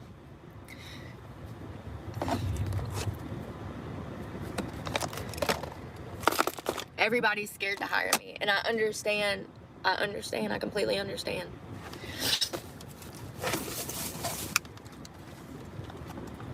So I'm gonna go do some laundry and not stress because I have no control over anything. I'm doing the best that I can.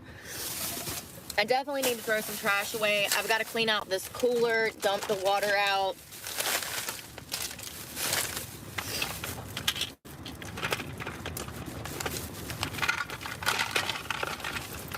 I'm just tired of wasting money looking for a job, you know?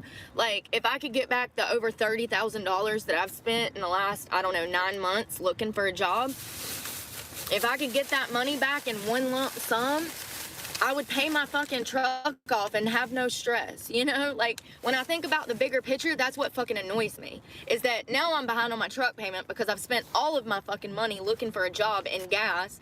It's not looking for a job, though. Her applying to a bunch of jobs that, if what she's saying is accurate, the jobs would have to be fake or way out of her realm of possibility of being hired. Like, she's way underqualified for anything. Or like her felonies would prevent her from being hired at such places. 47,000 jobs, yeah, right. So like, you can't blame it on job searching. Like, you went and you were like just living life on the beach in Florida and you drive from here to there all over the place wasting gas like we see you do every day. It wasn't, I spent 30 grand looking for a job. You just spent 30 grand living, and now you're like, oh, I wish I just paid my truck with that. Guys, it's so hard out here. No one spends 30. No one who had, if you don't have a job, you don't have 30 grand to be spending looking for a job. Like, it just doesn't make fucking sense. And now I'm in a worse situation. Yeah, and Peanut Butter Jelly also gave her 13K. So what the fuck? What happened to that? Because I actually was looking for a job. If I wouldn't have been looking for a job, I would still have the money to make my truck payment, you know? And it sucks.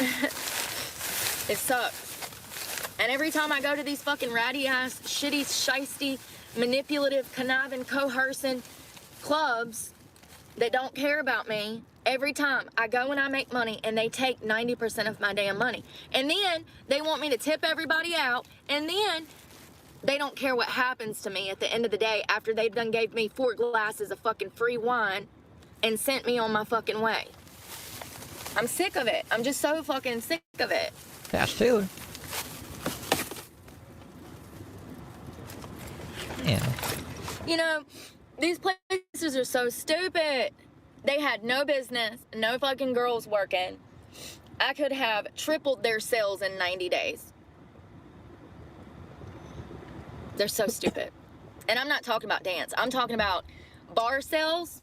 I could have tripled their sales in 90 days in bar sales. But they're too stupid. And why should you think that? Masters of South Carolina will most definitely be the next strip club that is closed down in this area, because they just built another one called Lust that is blowing Masters out of the water. So Masters is going to be a thing of the past. At least Oh god, is that where we're gonna go work next? Is Lust? 1 star. I can say I worked there one time. I worked there one time. So I was a master's girl at one time. See? She just wanted to be able to say that. She worked for 1 hour, bro. 1 fucking hour. Look at the stupid face she's making. God damn it. God damn it. She annoys me sometimes, man. That's really all I wanted to be able to say. I mean, the club was, if I had to give them like the 10-star rating, they would get probably like a 3 out of 10. Which is better than the club rating in Virginia. Remember, they had a 1-star rating. So, Masters gets a 3 out of 10. Masters got a 3 out of 10. What? And the only reason it's that high is because everyone that I met, from the staff to the DJ to the dancers, were all extremely nice and welcoming. Everywhere else got 1. The main issue that I have with Masters is their car key policy. There is no reason that an independent contractor should have to hand over his or her keys to any establishment. Okay? Once again, these are not the most well-educated, wholesome people. These are strip club floor guys and valets. They should have no access to any medication, firearms, any of your personal property. Do not give your keys to people that work in a strip club. Word of advice. Masters has a very rundown facility that definitely needs a lot of updates. The stage was so raggedy that I felt like I was going to fall through it as I was dancing, because it is literally a piece of plexiplastic. Yeah, she says she's in Myrtle. Myrtle Beach is in Florida, right? That is the stage. That's the stage, baby. I'm talking a piece of plexiplastic this thin. No, it's in South Carolina. I'm crazy. It sounds like it would be in Florida in my brain. When you step on it, you can feel it warp under your feet. The poles are stationary. You know, the girls were nice. Some of them are older. And when I say older, I mean older than me. I am technically old for a dancer. Even though I feel more luscious than ever, society says that I'm old. So, you know, they had one lady, like I said, she had to be between 50 and 60 years old. That was wild. So, all girls are welcome at Master. They really don't have an issue with, you know, they hire girls of all caliber. However, it was noted in the lawsuit that freaking they were discriminatory at certain times. And did she just show us, like, the papers? When I searched Michael Cap, Masters, strip club lawsuit, nothing came up. I don't know where she's getting this information from. we'll talk about that on the next one. But I'm going to pray for you guys. You guys pray for me. I'm about to go do some laundry. I hope y'all have a wonderful Sunday. I'm going to enjoy being in South Carolina. I haven't even been to the beach. So I'm going to head to the beach after I do laundry and try to enjoy my Sunday with no stress. My ex sent me some, he sent me $100. Why? Why is Dave keep sending her money? Why does anybody send her money? Why does her exes send her money? The fuck is going on in this world, man? It's crazy out here. It's crazy out here, guys.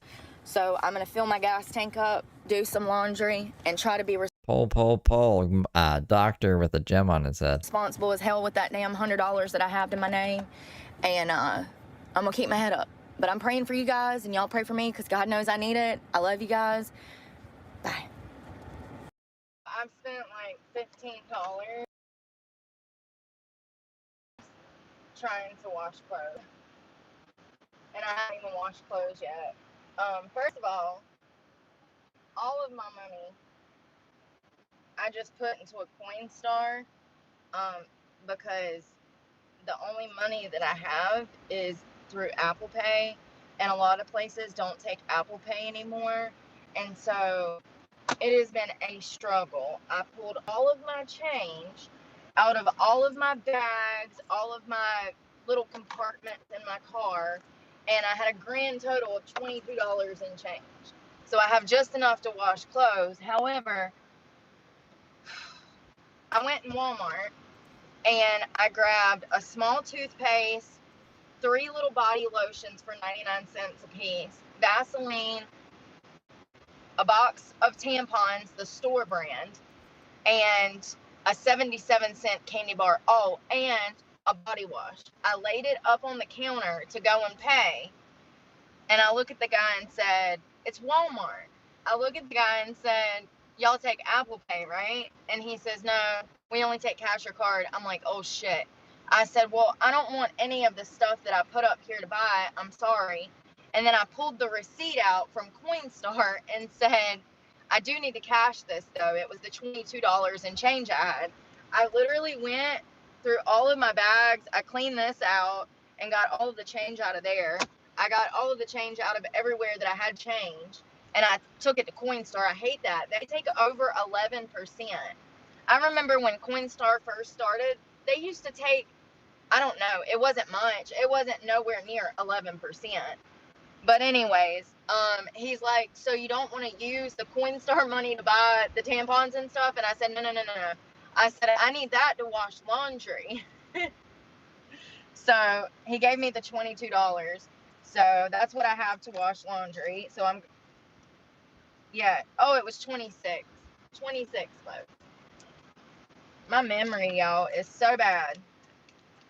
So add 11%. Well, I don't even know. They take 11%, so they don't, I guess that ain't too much, but still, you know. Hello, I'm about to wash clothes. I need to wash laundry so bad.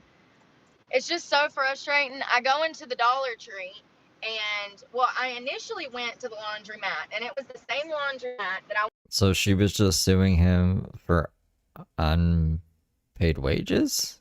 The stripper? I'm trying to see what Brooke was fucking talking about. This doesn't even sound like the same case. But this is Candace Sittner versus Michael Capp. I went to the other day and I had to. The Masters Club. Does Brooke just make stuff up? It's so interesting seeing how people process information differently. Like, it's crazy. Self-service. I had to take these gallon buckets.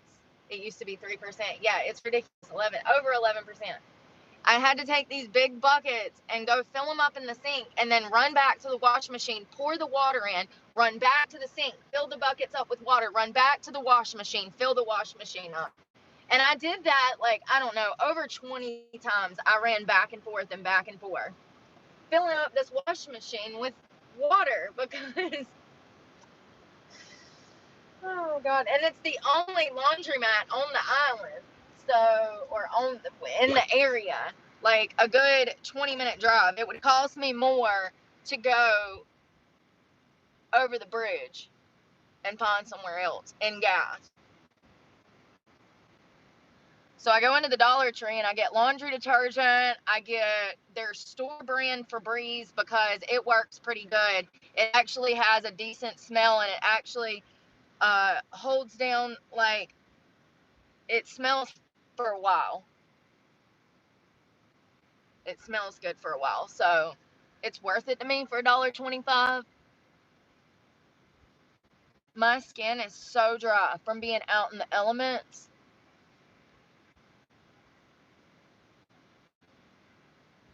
I attempted to buy 3 more of these and a little jar of Vaseline, some toothpaste, a small travel size, some body wash, a big one, a box of small tampons store brand, and I had to put them back. And I even threw a freaking 70-cent chocolate bar in there, and I was even feeling guilty about attempting to buy. She's in South Carolina. I don't know. I don't think South Carolina's in the Keys. Keys are Florida, right? That. But I did get cleaning supplies. Hey, Rebecca. When I went to the Dollar Tree, I got 2 of these, and it actually works pretty decent. It's from the dollar store. And I got disinfectant wipes. I got Downy. I got 2 of these. I also got their store brand OxyClean that I've never tried before that I'm going to try. I'll let y'all know how it works. But I literally was out of all of these cleaning supplies. Like, I always keep this stuff on me, and things have just been so bad that I haven't even been able to afford dollar cleaning supplies. I mean, that's pitiful. And it's a damn struggle to damn wash laundry today. I'm trying to get this bottle of water. I did buy 2 of these giant bottles of water.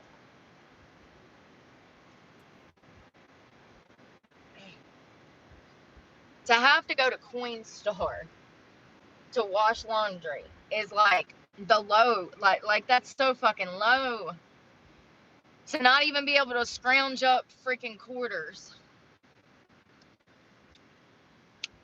And the Dollar Tree takes damn Apple Pay, so you would think that Walmart's would take Apple Pay, but he said they don't. So Walmart is a little behind. It's 2024. Get it together.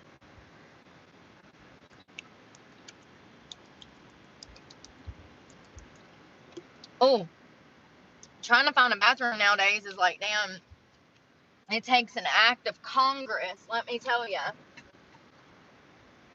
All of the drug users are ruining it for all of the good ones out here. Damn business owners don't even want to damn allow people to have access to a bathroom no more because they don't want the responsibility of damn dealing with a dead body.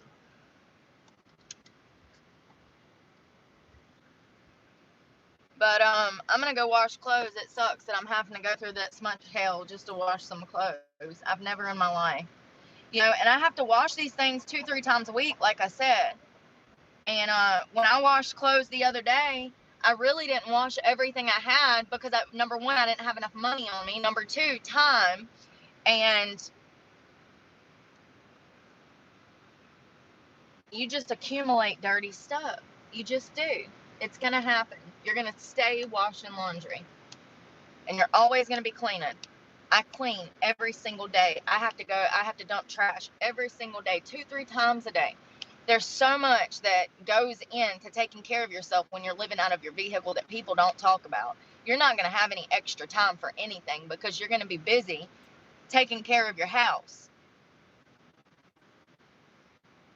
And I am over here driving the damn struggle bus, just praying that something changes in 2025 because I don't know how long I can hang on.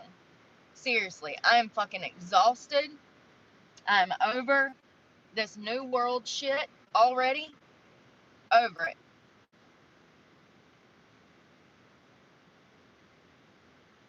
What type of laundromat don't have? First of all, when they said self-service, they fucking meant it. You gotta go get gallons of water and fill up the damn washing machines yourself with damn water. They meant that self-service shit. But what kind of laundromat doesn't have laundry detergent? Tim H, thank you for gifting 10 memberships. So I've just been reading like this stupid court thing. From what I can gather from it,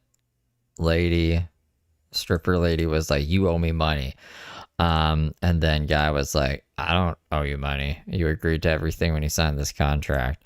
And then the court was like, "Oh, there's a contract," and then she was like, "Yeah, but he was also evil otherwise." And then I think she lost the case. I don't think she got $1.6 million or whatever Brooke is claiming she got. Yeah, if she did, it doesn't say here. It just kind of, that's what I'm getting out of this. And dryer sheets. I mean, I understand on the dryer sheets, but damn, have some soap laying around. Would you please? Could you? Maybe just a little? I don't understand. I've been to some raggedy ass laundromats. They need to all be investigated. They ain't worth a damn. You stick your money in it and get robbed. It's like a strip club. It sounds good in theory, but then you get in there and they damn run your pockets. The machines ain't worth a damn. They don't work, just like strippers. They just want to sit around doing nothing, taking all your money.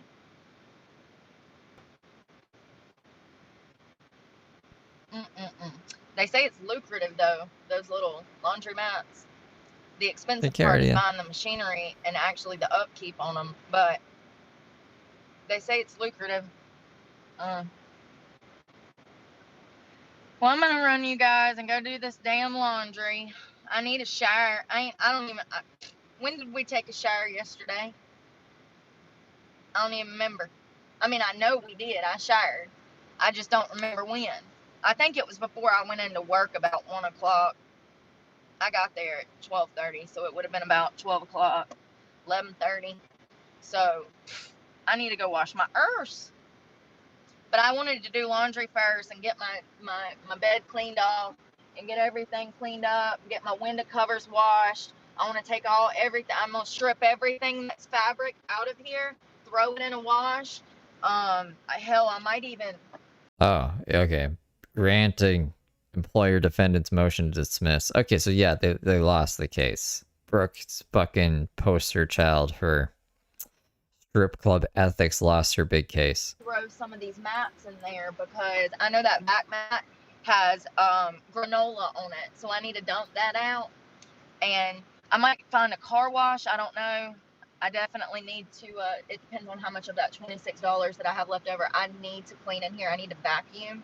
So if I finish laundry and have, $10 left over, then I'll go to a car wash and actually vacuum everything and wash those mats at the car wash. So it needs to be done though, because you have to keep the upkeep in your vehicle. If you do not, it will be nasty. It only takes one day, one spill to fucking, make a mess, and you have to stay on top of it. And your life definitely gets busier living this way. Another thing that I meant to mention. Yes, she quit her most recent stripper job. We're gonna have to see which stripper job she gets next. Honestly, she sounded the most pissed at this one, but she gave it 3 stars. Everyone else before that got 1 star. I think there was 2 or 3 before it. Got 1 star. This one got 3 stars, even though she hasn't shut up about the fucking keys. I guess it's not as bad as the hot tubs. Who knows what comes next? Mention is during the day, you can't be in the bed laying in your car.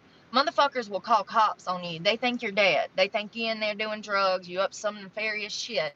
People don't know how to mind their business more than ever in 2024. So you can't be relaxing. I can't be in my bed relaxing during the day. I have to be up here in this seat, yeah. So even though I feel like trash and I'm going through potentially one of the worst periods of my entire life, I can't lay down and relax.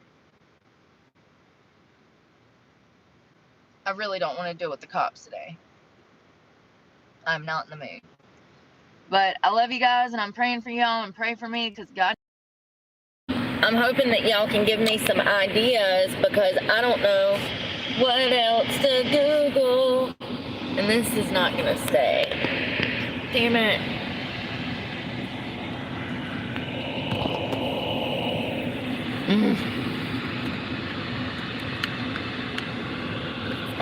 Is that even... There we go. Oh, so good morning, good morning, good morning. I hope everybody is doing well out there.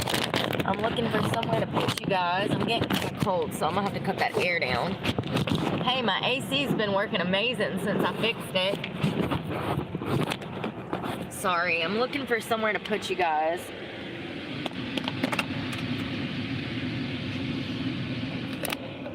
I have so much to talk about this morning. Alright. Booyah. That works. So, no, it doesn't. Also sounds terrible too. Why does it sound like that?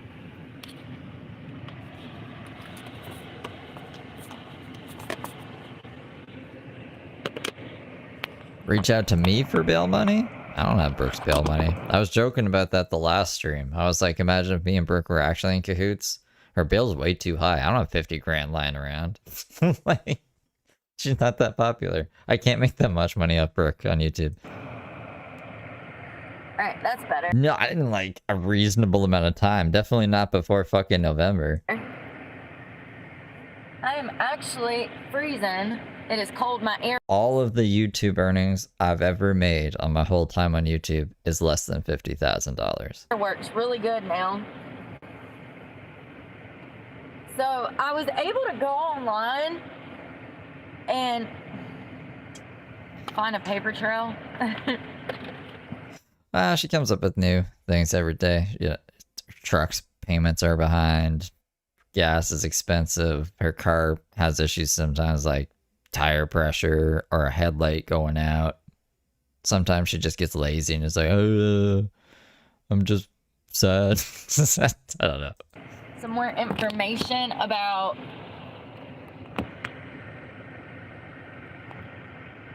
these owners.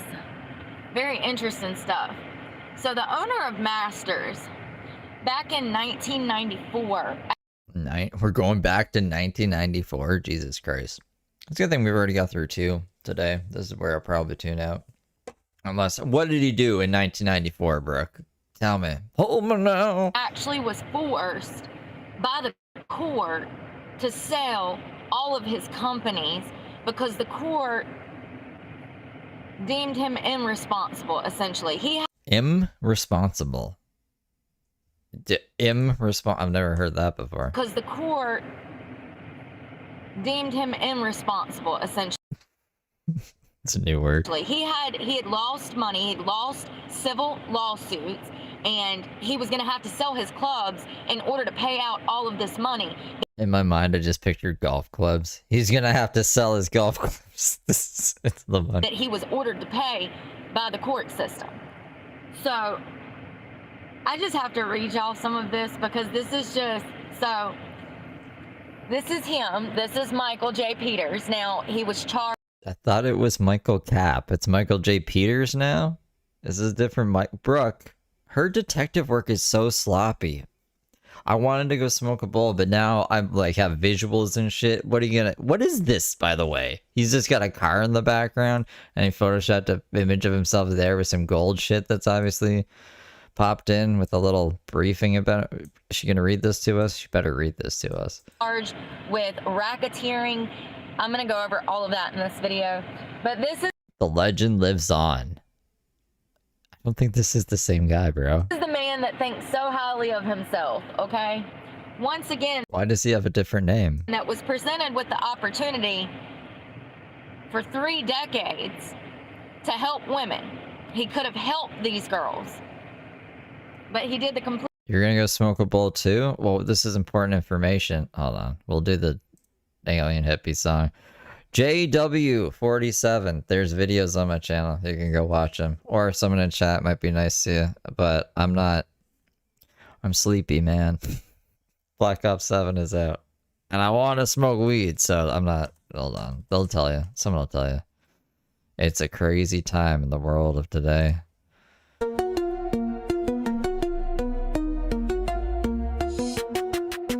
Piercing pale blue eyes, pupils pin like a trap. Hair looks like a lion's mane, a Farrah Fawcett mishap.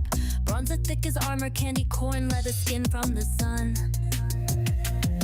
I shop at Dollar General, baby, collecting shit I don't need, it's so fun.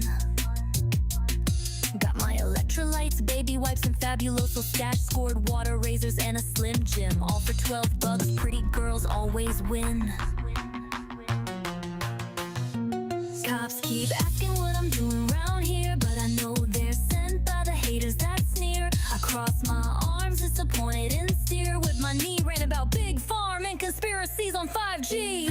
Fast food rappers sitting on the dash, changing vape pods while I avoid a crash. I got no money to pay my card that's due, then I cry. I'm starving with a half-eaten burger in view. Fueled by pop eyes and Bohang Ulis, she'll school you hard with a greasy smirk. Sights the onion while she goes berserk. Sees a flash in the sky, look, it's a miracle. No, you dummy, it's just a SpaceX fumble. Talks about science, the war, and society. Smarter than everyone, but says spits the COs in library. Rants about crime she never did commit. Brags about the one she did, can't quit. Her 2 kids taken by CPS and she's a 3-time felon. Doing the right thing will never quite click in that melon. Trash talks the LGBTQ community and illegal immigrants. They're stealing all the jobs, y'all, that's why I can't get hired. Then blocks everyone in her chat for trying to inspire.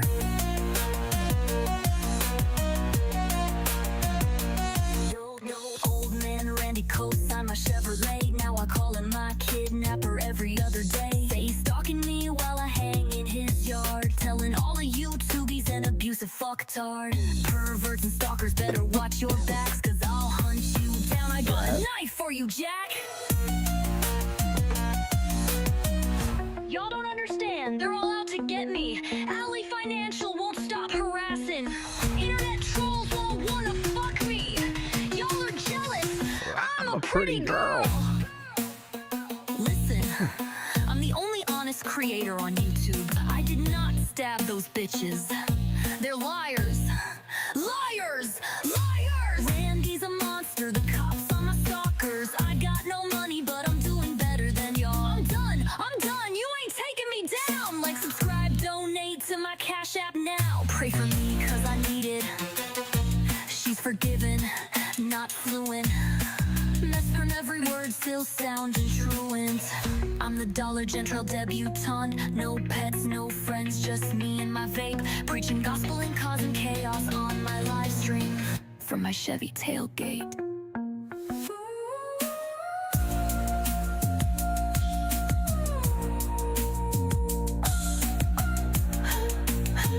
From my Chevy tailgate. All right. I'm back. Back in black. Social crack. Complete opposite. Don't smoke crack. Only crazy people smoke crack. We don't like Michael. Michael is trash. A graduate of Cornell University. Is she gonna tell us about the name change? Because, is it the next day? The stream before, she was saying his name was Michael Cap, and now today his name is Michael St. John Peters or some shit. Renowned school of host. Yeah, it's DJ Alien Hippie on my, if you go to like the homepage, it would just go like youtube.com/SteveDelive and you scroll down. DJ Alien Hippie's there under Baddie, and you should go sub to them. Hotel and restaurant management. Michael J. Peters' accomplishments in the field of restaurant, showroom, entertainment have won him numerous awards through the industry. In addition to being featured on the lifestyles of the rich and famous, he was wild. I watched it. Yeah, you really wanted to work at this club. Michael has been on numerous national talk shows, produced TV programs of his own, and has won too many awards to count. He is also the founder of Platinum Magazine. Senator reading face. He has been featured in New York Times, The Wall Street Journal, Playboy, and Penthouse Magazine. The hit Motley Crue's song, Girls, Girls, Girls, was inspired by his dollhouse operation. And I was watching fucking Zach Bagans last night, and Zach Bagans was like, my best friend, well, not his best friend, he's like, I'm good friends, the lead singer of Motley Crue. So what we're gonna do is we're gonna sit in a room in the dark and party with the ghost of Frank Sinatra. And I was like, what? How is this? I don't know. It doesn't seem like they take ghost hunting very seriously. in Fort Lauderdale, Florida. The Chris Angel ghost hunting. Once again, it's amazing to me how people like this get into positions of power.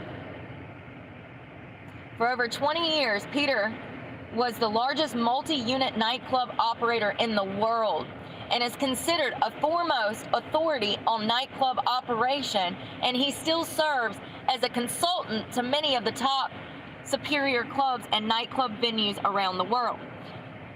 This is important. He is a consultant. Remember that, a consultant. So, he was ordered in the 90s to sell his clubs. There's a management group called Kaplan, K-A-P-L-E-N. There's a man named Kevin Kaplan who owns clubs down in the Florida area. Pure Gold, Gold Club, Solid Gold, things like that. Yeah. Isn't it ironic that since Peters was ordered to sell these clubs in 94, the owner of Masters is Mike Cap, K-A-P, is in Kaplan Management, okay? Kevin Kaplan was also charged with racketeering. What? But it's she's basing this off of the last name is kind of like this company Kaplan. I'm so confused. How is she drawing the parallel here? I thought she was gonna be like there was a name change or something. It's just the name of a company. What? It is very confusing because in the court documents, his name is Michael Cap. I figured what they would put his real name in the fucking court document, so I would have to assume his name legally is Michael Cap, not Peters. But she showed us a picture. A picture. Did she make that? Is that like a PowerPoint presentation? Did she make that? I have so many questions. I'm like going back and I'm trying to find the transcript. Going back in the transcript to try to find like she has to explain the name thing better than that. Yeah, maybe she's just. I'll let her cook. Maybe she's just getting started. So, okay, it's so hard to put into words what I'm trying to say. I think she's just crazy. These people all know each other. They all know each other, and they're all part of a management group. And when Peters was ordered to hand over his business, he handed it over to the Kaplans, Michael Cap, who was the current owner. Okay, so he's just passing it on. But these people know each other, and they have been running together for decades. All of them have been in trouble with the law. All of them. So the next, a lot of this stuff.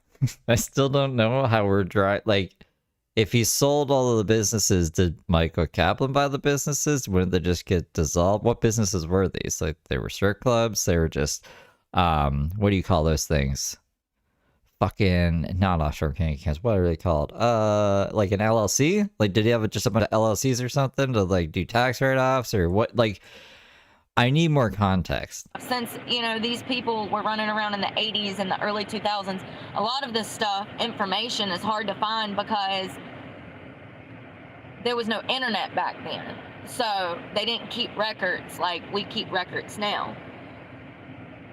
So it says, Brooke also would have been like 7 years old in 94. Cap and his partner, okay, in the Masters Gentleman Club have opened what he describes as an upscale lounge and nightclub called The Hideaway in the middle of 3 rooms in the building that houses the strip club on Mr. Joe White Avenue. Now, that is the Masters Club. This is the only thing that I can find that links this new guy, Mike, to Peters. And this was in 22. They built a club in the strip club. It's called The Hideaway. It's a nightclub where people can go and rave and drink, and it's more of like a regular club instead of a strip club, but it's in the same building. And this is the only time, this is the only bit of information that shows at some point between 1994 and 2022, the owner, Michael, sold it to Mike Cap. So it's so fucking weird, all of this shit. And here's the thing, I was genuinely wondering.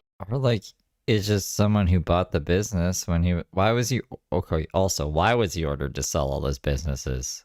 Was he going bankrupt? When you go bankrupt, do you have to sell your businesses? You're just bankrupt. Declaring bankruptcy is to like protect your assets, no? Did he owe like a casino a bunch of money and he lost them? Did he owe Mike Cap a bunch of money so he got his fucking clubs? Oh my god, I don't know. Who knows? And also, this is information through Brooke, so we know that it's already skewed. I mean, these people have money. These people are worth $70 million, okay? One of them's worth 70, the other's worth 50. North Carolina does have a habitual offender law. This law provides for enhanced penalties for individuals with multiple prior felony convictions, allowing sentencing courts to impose longer sentences by increasing the felony class of the principal offense. Oh, Mamma mia. So they have enough money to persuade the media not to print their full fucking name. So let me just read you this. This article was written on the 2018. It says, Return of the Godfather. Return of the Godfather. Michael J. Peters, solid gold. This is the outside of the club. Look at that fucking place. After seeing two of his top clubs, solid gold and pure platinum, fall victim to a restrictive city ordinance, legendary club owner Michael J. Peter has now opened his new solid gold, a massive 22,000 square foot venue in Fort Lauderdale. So did he have to sell his businesses because of a city ordinance? He's a 70-year-old owner to re-enter the game. So, like I said, somewhere between 94 and the early 2000s, he was court ordered to sell his properties to pay off debts. Then, in 2018, he pops back up, re-entering the club scene. Which means nothing. None of this means anything, by the way. I guess, 3 decades had passed. Nobody's going to say anything. I want to find that lawsuit and talk about it. Let me go find it. Yeah, please. Sorry, I only have It's like I have no idea what the fuck's going on. like 55 freaking tabs up.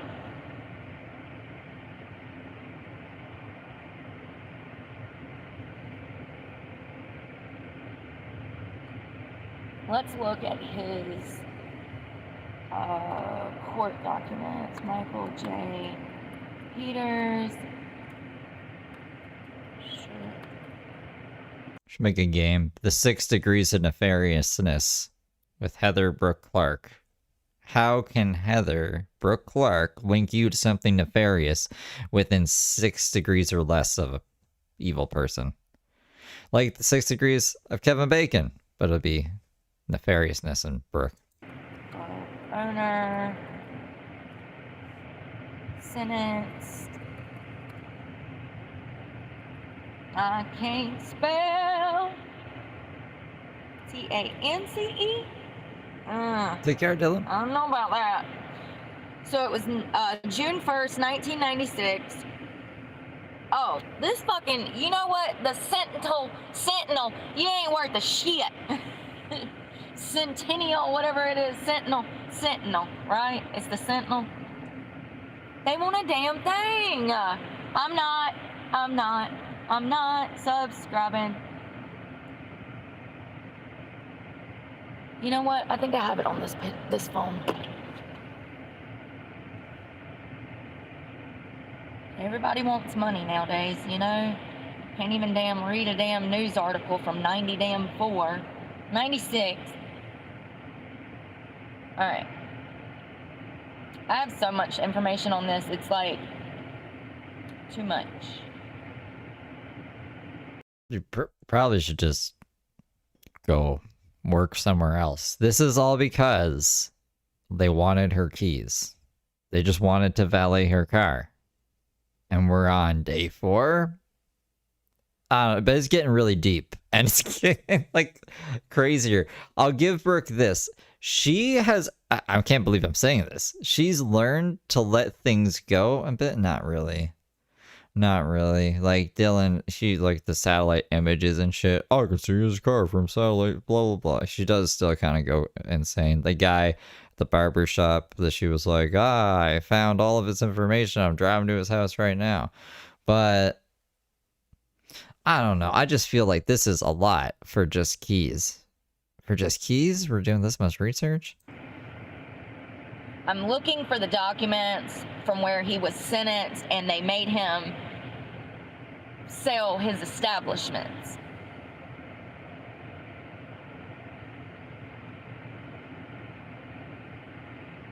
It's so hot already. It's 90.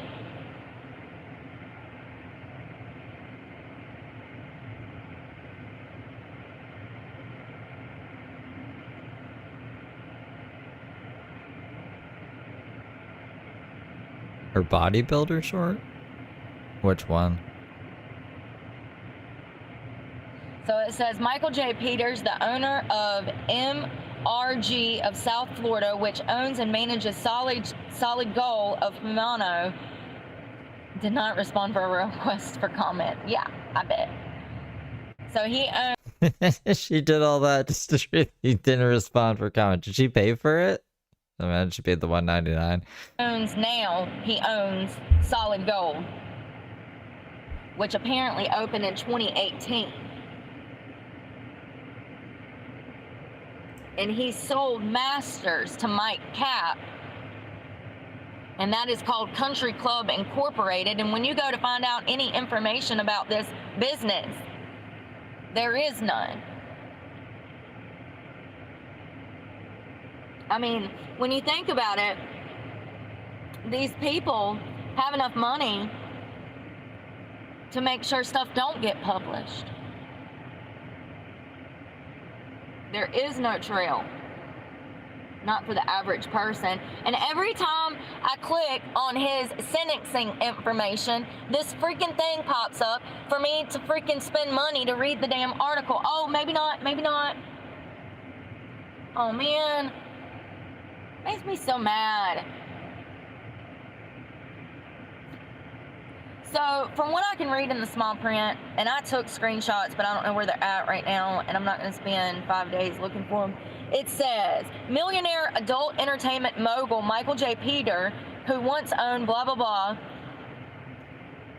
faces 6 to 7 years in prison. It says it right down here. And I read this last night and took screenshots, and now I don't know where the hell they're at. And I'm so sorry I don't have my shit together. I haven't felt great this morning. I actually feel like ass right now, but we're gonna figure it out. Somebody said yesterday, was this the place that was mentioned in the Motley Crue's video, girls, girls, girls? And they don't know. They don't know. I found an article that was talking about that, and there's 3 places that it could be. One of them was in Vancouver.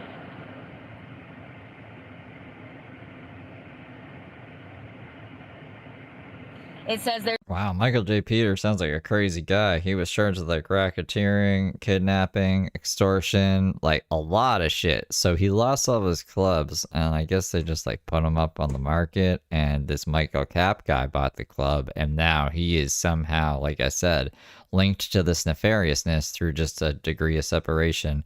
And Brooke is accusing them of being like mob ties together. Michael J. Peter definitely looks like he's mob ties and stuff, but Michael Cap, I think, is just a guy who ended up with this joint that fucking nefarious guy used to own in the early 90s. There's been debate over exactly which place Motley Crue referenced when it added the Dollhouse in Fort Lauderdale in its 1987 hit, largely because there wasn't a strip club named the Dollhouse in that city at that time. The confusion likely stemmed from Mick Mars not being up on the zoning issues and Nikki Sixx ingesting many drugs, we assume.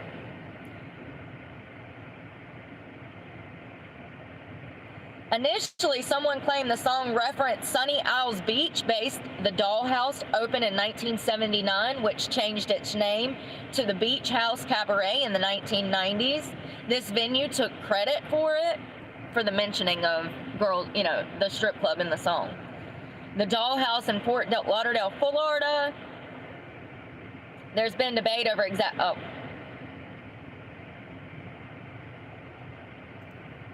so we don't know which song.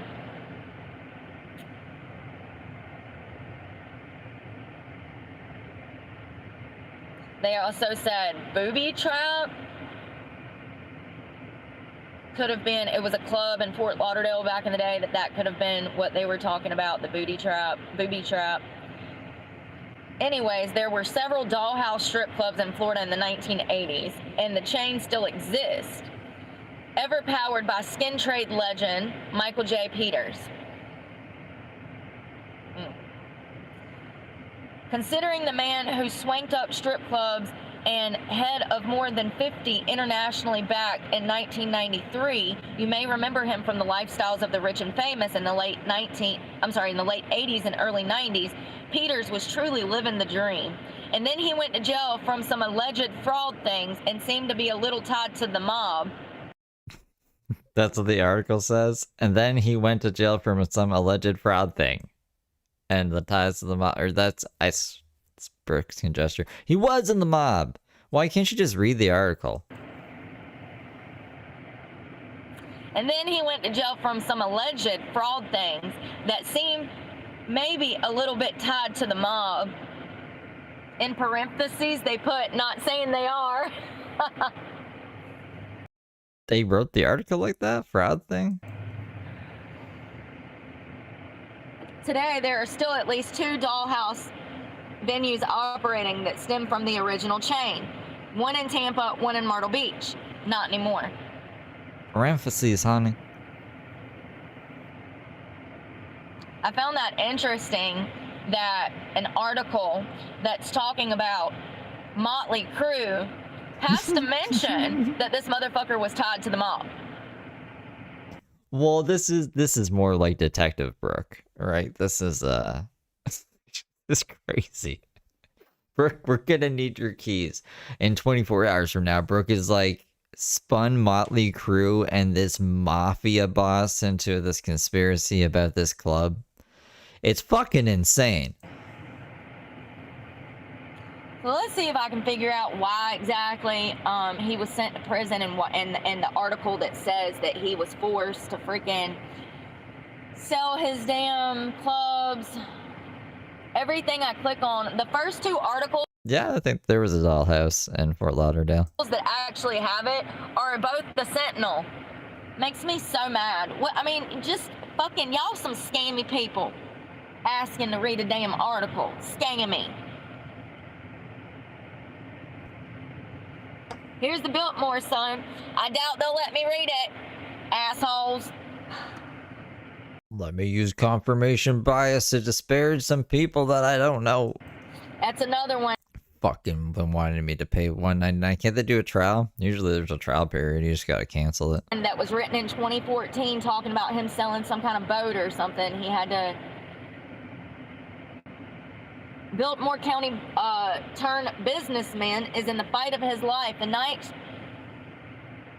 it's not letting me read it. And I don't think that's about him.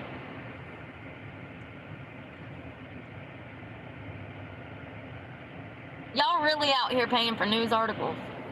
I need to know, because I must be out of the damn loop. I thought news was free.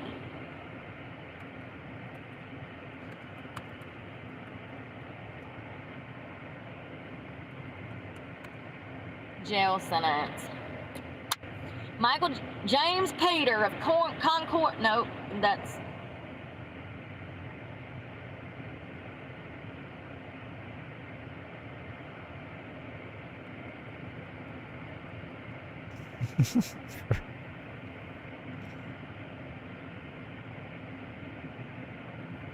Jesus Christ, it shouldn't be this hard to find something. Why don't we have everything prepped? I shouldn't talk. I usually don't have things prepped too And do well. y'all know how many damn Michael J. Peters there are? Here's another one that's damn... But I like to feel... maybe I'm not getting better over time. I shouldn't say it. He's got to pay the city of damn Charleston, West Virginia $9 million because he took out a loan for some kind of fucking coal. Coal he offered as collateral for a loan. Jesus Christ, y'all scammy.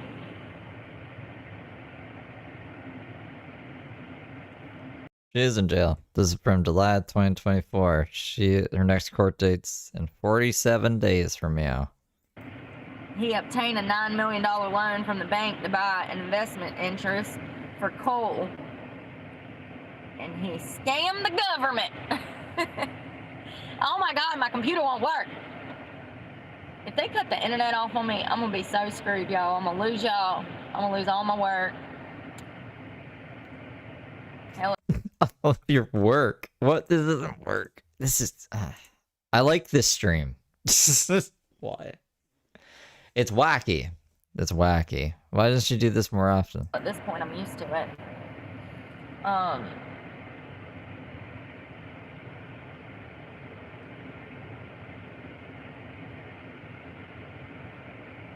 Alright, it says new dance club is running. It says begin serving a federal prison sentence. If this is the fucking Sentinel, it is. So he went to prison.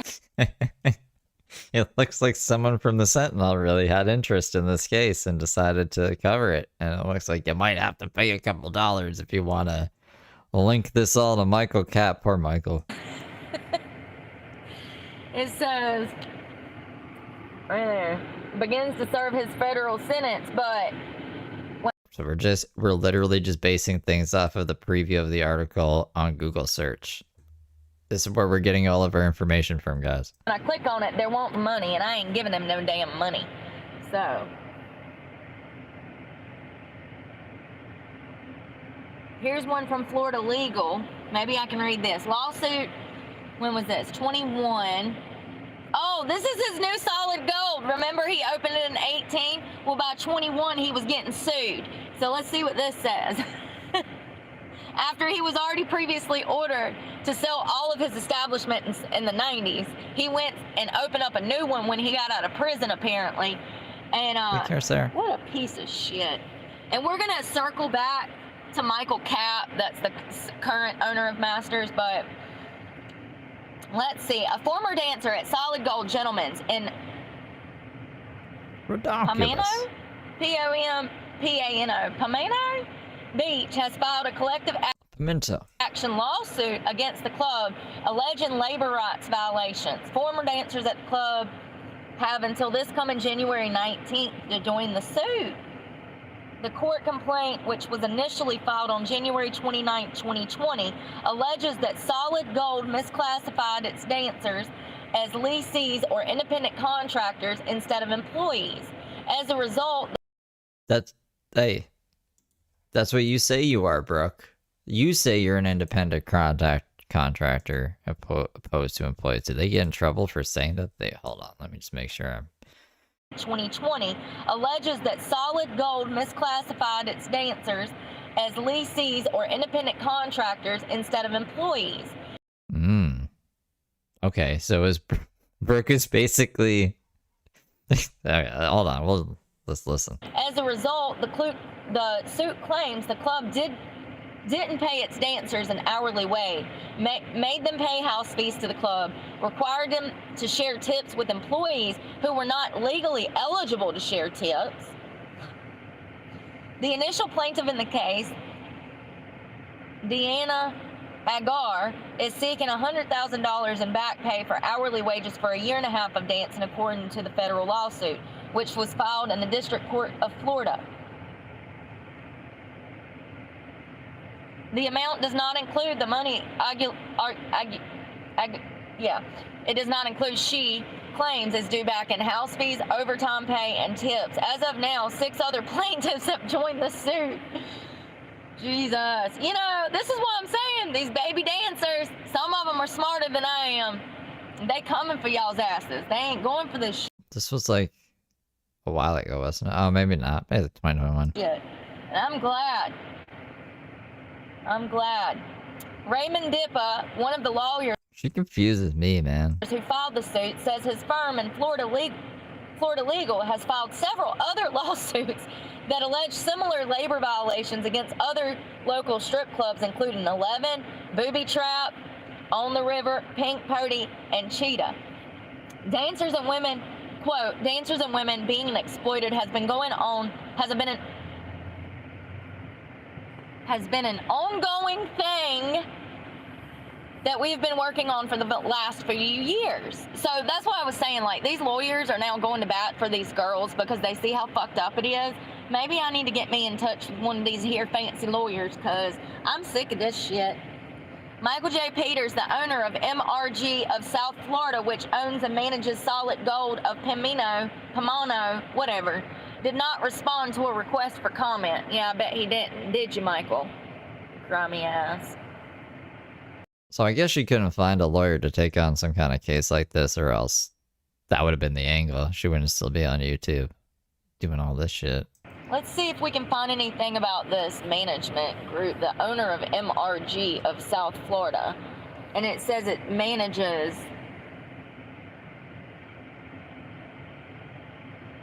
It says it manages the Pure Gold. MRG, South Florida. Woo! Thanks for the beans. You're up in my broadcast throwing me beans? Tim H super chatted $5. Brooke thinks she's going to get a payday with a class action suit. Right? But she stopped stripping, so I wonder, she must have figured out at some point that it was never going to happen. Like, she must not have gotten a lawyer on board or anything. Thank you for the 5, Tim. Michael J. Peters.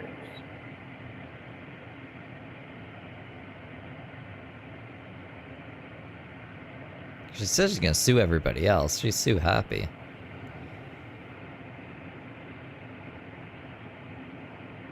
I've been threatened to be sued for 2 things by Brooke. The content and the every shirts. time you go to find something out on him, this is what comes up. What he wrote about himself. Remember what we read at the beginning? He spent $2 million in legal fees in the past year. Good. Good.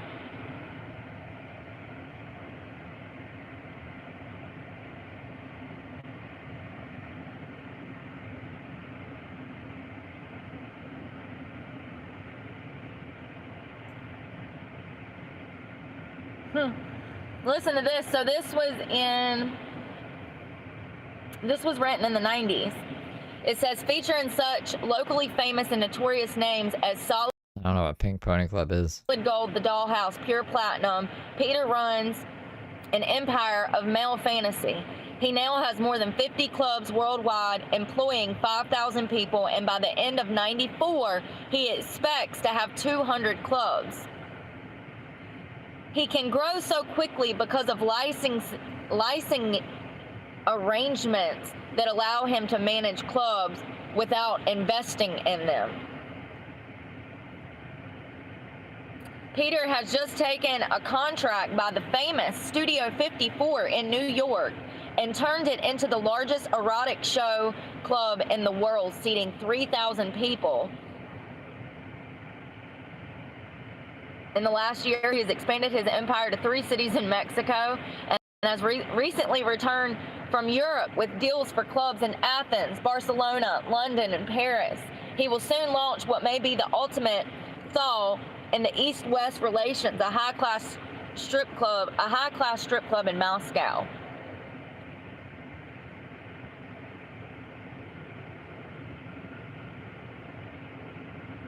Whoa! All right. It's hardly surprising that Peter's success has encountered gals of controversy. In 1986, Tina Mancy, an underage stripper who worked at one of his clubs in Palmina Beach, committed suicide. Peter has been accused of strong-arm tactics against competitors, and his clubs are often the target of legislative restrictions and protests by neighborhood activists. He's spent $2 million in legal fees in a year. Let's look up Tina. Sorry. So, why, you know what's crazy to me is all of these people that are writing these things. God dang it. I'm so sorry, y'all. One of these days when I have a little bit of money, I'm gonna buy me a stand. Let's make sure I got enough battery to even talk to you guys. Why does she look so weird? I guess you can't really see her. She looks weird to me today. So, what pisses me off is the way Oh god, that's terrible. that these What'd you do? Her audio is terrible now.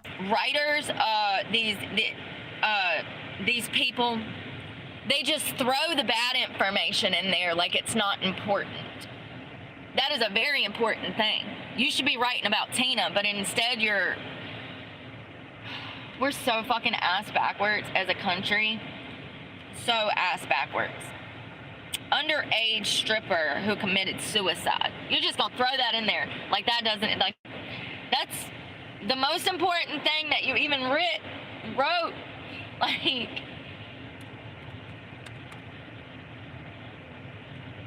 this is what I'm saying. These girls are disposable to these men.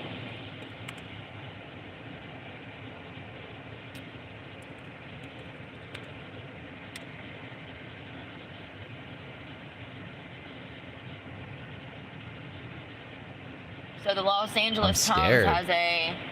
I'm scared to Google the Pink Pony Club. What's gonna pop up if I do that? What? No, I don't know. I don't know any Chappelle Roan songs. The only reason I even know who Chappelle Roan is like someone told me who she was. She's like a singer or something, but I don't know what that is. It says mother jailed for a year in suicide of 17-year-old Is it an evil song? daughter. Fort Lauderdale, Florida. A woman convicted of driving her teenage daughter to suicide by forcing her to work as a nude dancer. Y'all. Heard that as news dancer. This woman forced her fucking daughter to go work for this fucking man.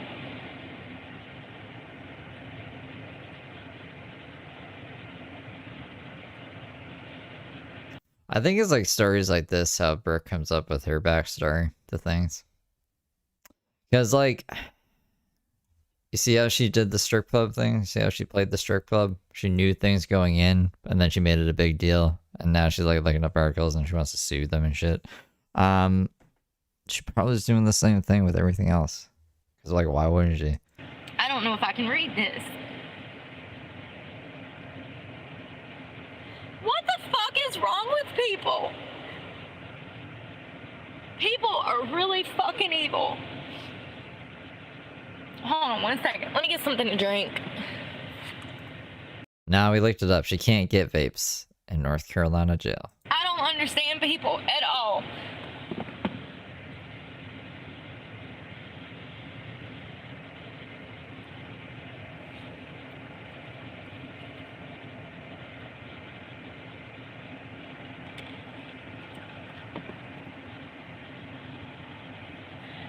So it says a woman convicted of driving her teenage daughter to suicide by forcing her to work as a nude dancer was sentenced Thursday to a year in jail, followed by house arrest and probation. This was wrote in 1988, January 22nd. This woman drove her fucking baby, to work in a fully nude fucking club when she was underage. And she got a year in prison.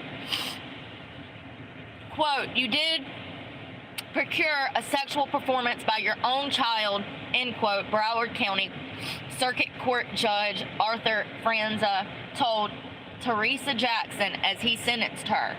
Jackson, 41, believed to be the only mother ever charged in connection with her child's suicide, could have been sentenced to 25 years in prison for her conviction on 3 felonies. Then why wasn't she? Why wasn't she? This is the same story that you tell us, Brooke, all the time. You say that Randy did this to you and shit. So, I don't know. But yeah, why didn't she? 3 felonies. There's just a lot of similarities between Brooke's life and this, apparently. Why did she only get a year? Well, we could have sentenced her to 25. Why even fucking say that when you didn't? Jackson fought back tears as she told Forenza that she loved her 17-year-old daughter, Tina, and would always wonder what role she played in her suicide. Quote, I know I tried as hard as I could. I realize I probably made a lot of mistakes, end quote. 3 months before she shot herself with her mother's a fucking .357, yo. Magnum. For those that don't know, that is a big ass gun. Huge. It's a big bullet. Very big. March 24th, 1986. Tina began to work as a nude dancer. She'll probably come back. People will be like, oh my god, Brooke's back. Wow. And she'll be like, whoa, I'm mad, you guys. She'll be all buff from working out in jail. Oh, it's gonna be scary. She's gonna do a bunch of death threats. Mark my words. Answer. During Jackson's That's what James did when he got out of jail. A bunch of death threats. trial last October, the government argued that she forced her daughter into the stripper job. Just can't death threat kids. That's something I learned. You can death threat anyone on the internet, but not kids. And that's good. Kids shouldn't get death threats. And lived off of the earnings, thereby forcing Tina to take her own life. I don't know. It seems like this court and judge and everyone involved is pretty willy-nilly with Brooke. I can't see them telling her to say off the internet. She's gonna say, YouTube is my job, it's my only source of income. You know, villainous masterminds. Hey, what's going on? No worries, no worries. You have a good channel. That fucking asshole has been reporting my stuff, so I have to figure out a different way to cover him, or just do an edited video on him. But your channel's a good resource. He keeps deleting all of his fucking shit, and if anyone wants to learn about Megamind, or what's his name? M stands for money. Villainous Masterminds is a good channel. The defense claimed that Tina was a headstrong teenager who dreamed of fame and fortune, and that Jackson was a disturbed woman who did the best that she could. Bullshit. Bullshit. Bullshit.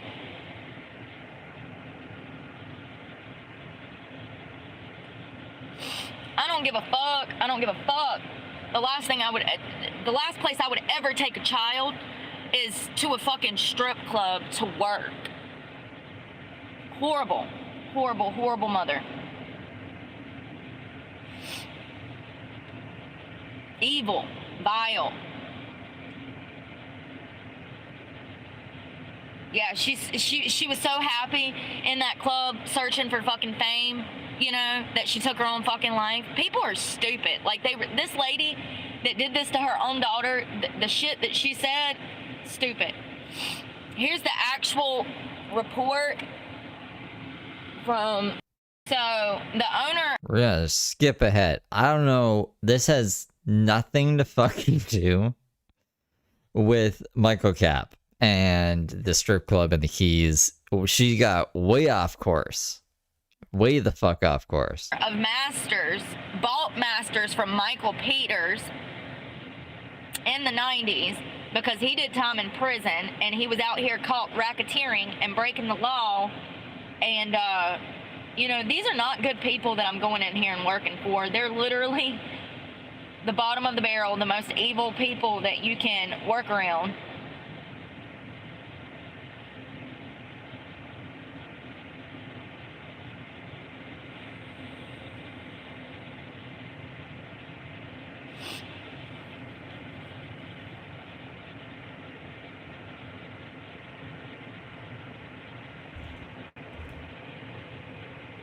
Oh, listen to this. I found this. This was crazy. Strip club owners agrees to plea deal. August 2nd of 2001, the owner of the Gold Club, accused of paying dancers to have sex with his celebrity clientele and cheating his customers, pleading guilty today to one count of racketeering and agreed to give up the Atlanta Strip Club. As part of the plea deal, Stephen Kaplan, Kaplan, no relation to Michael Capp. No relation at all. They just have a kind of similar name. Also agreed to pay $5 million in a fine and to serve a 3-year prison sentence. It's crazy. It's crazy to me because Brooke will accuse others of like doing this to her. Brooke will say, oh, people will just find anyone else with my name and say that I did these terrible things, but it's not me. I'm innocent. She said that a couple times, and I was like, this is wild. She's just finding people similar names and being like, they're all connected, and these are evil people. Federal government will be in charge of the Gold Club temporarily. Kaplan, who is worth an estimated $50 million, will have a formal sentencing hearing in 2 weeks. He remains free on bond. He could have faced 195 years in prison if convicted on all charges. One charge of racketeering has a minimum sentence of 20 years.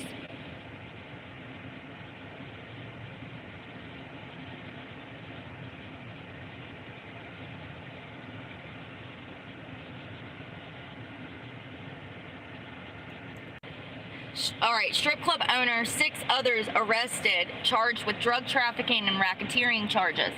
7 suspects, including a Myrtle Beach area strip club owner, have been arrested with racketeering charges, drug trafficking, and money laundering.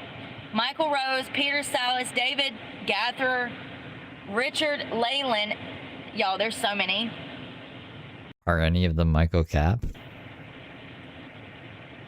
Were all arrested in various cities around the country, and charged with a large racketeering and money laundering scheme.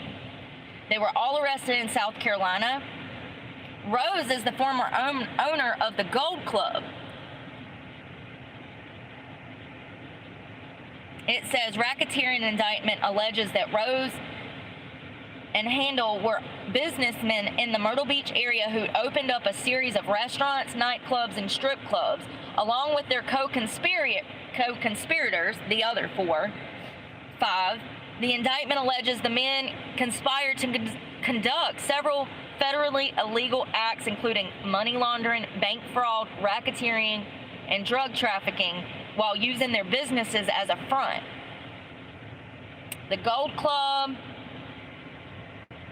it says, he also licensed the use of the name Gold Club to franchise throughout the U.S., according to the FBI officials.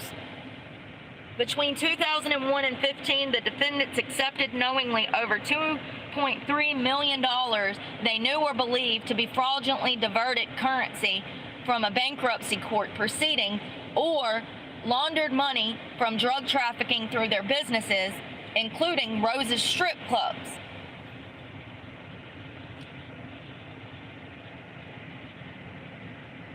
With numerous racketeering and drug charges, each defendant faces at least 20 years in prison, and most of them face potentially thousands of years in prison.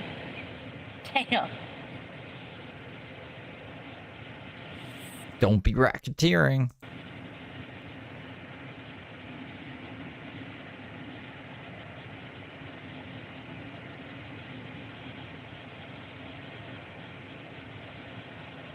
Let's go find that guy's name. Okay. The guy that we were supposed to be researching this whole time, Brooke, or we're just gonna go into a whole bunch of other... Like, we're not even in the same ballpark anymore. We're not even at the same strip club. I don't know what she's trying to prove. She's just, like, looking up a whole bunch of Michaels. This is Michael Rose, who owns the Rose strip clubs. Not Michael Cap. I don't even know if they're related at all. Michael Rose. It's not the same guy, Brooke. That's the one that they're talking about, that owns the Gold Club franchise, and that he was using the licensing name, like he was using the Gold Club as a front to launder money. And here's the thing, once again, when was this wrote? This was in 2011 to 2015, it said. So, like, Exactly. Anyone with the first name Michael must be part of the strip club Michael gang. like,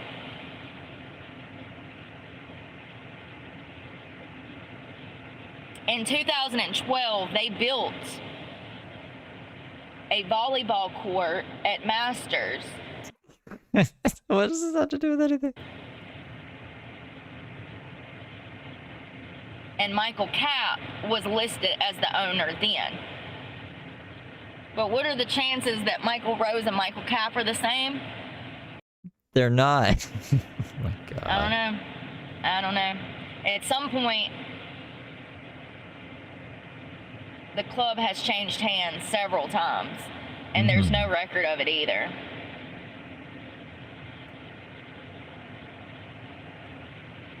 The only time that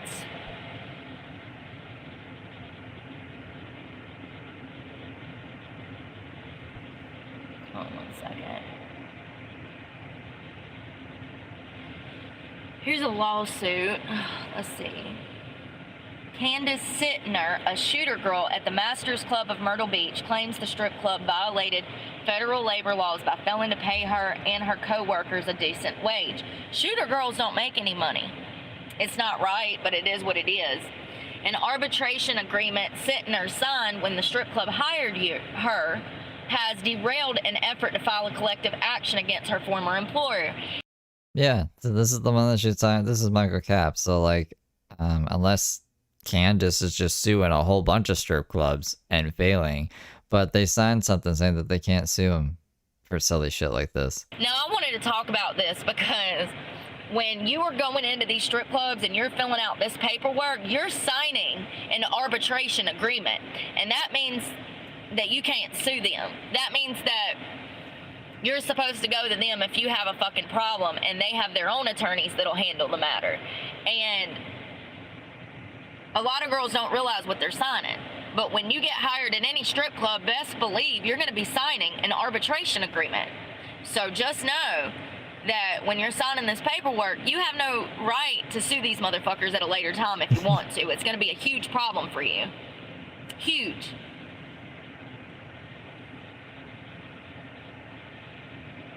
The U.S. District Judge Brian Hardwell said the agreement means Sittner's lawsuit could not proceed in court, despite her arguments to the contrary. So like I said, she's having a problem suing because she signed this. Now here's the thing, if you refuse to sign this, they're not going to hire you. Yeah, because they're like, this is how the club works. So this is the rules. You should read everything you sign. So if you don't like it, you don't have to work there. But if you do, then you sign it and you work there, and you can't be like, you know what? I'm feeling some kind of way, so I'm gonna sue you. It's a big waste of time. Like, what the fuck? There's murderers out here murdering people. Justice needs to be brought afoot, and they're out here living their lives, drinking mango matais, and fucking, I don't know, doing whatever because the court system's backed up with bullshit like this. Probably not this. Probably not, they're probably different court thingies. I think that would be more like a criminal court, and this is a civil court. Anyways, it's just silly, in my opinion. So you have no choice if you need the job. Hey, Leonard.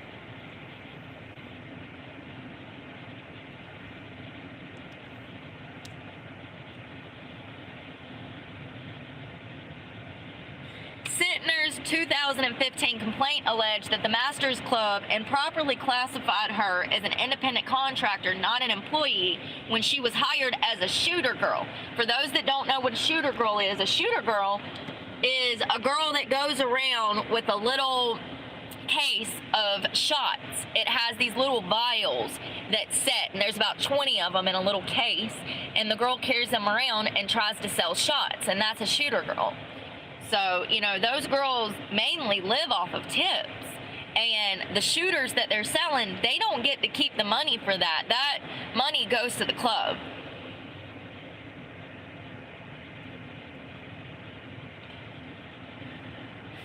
In that role, as a shooter girl, Sittner was required to purchase alcohol from the Masters Club and sell it to the club's customers. So she would purchase these shots from the club, 20 of them, hypothetically. Let's say that the club sells them to her at $2 a shot. 2 times 20 is going to be 40. So she pays the club $40. Then she has... I feel like we learned everything we needed to as Satellite Man. I might do a video. I feel like there's already edited videos when I'm out there. There hasn't been too many new developments. Because I can poke around that Wikipedia. That's really a useful tool, but I don't think there's a lot of meat on that bone. So probably not. Probably not. I mean, like, Gail is kind of the same thing. Gail puts out a lot of content, but Gail's content is a lot, like, it's repetitive. It's lukey and kooky, but it's repetitive, and I think Gail's more trolling than Satellite Man. Satellite Man is kind of sad. I think he really believes that everything that he says is happening to him. Has to go try to make a profit. It's crazy. It's crazy. It's just crazy. It's so hard to make money. And everybody thinks that we're just fucking floating in our eyeballs up to money. We never, ever have been. Things were a lot better before the 2008 recession, but this recession, this economic collapse that we're currently in that's going to take place, because as I've been saying, it's going to get worse. Just wait. If you're not feeling it yet, you're going to be. It says, as a result of misclassification of the alleged misclassification. Sittner claims she was paid less than statutory minimum wage under the FLSA.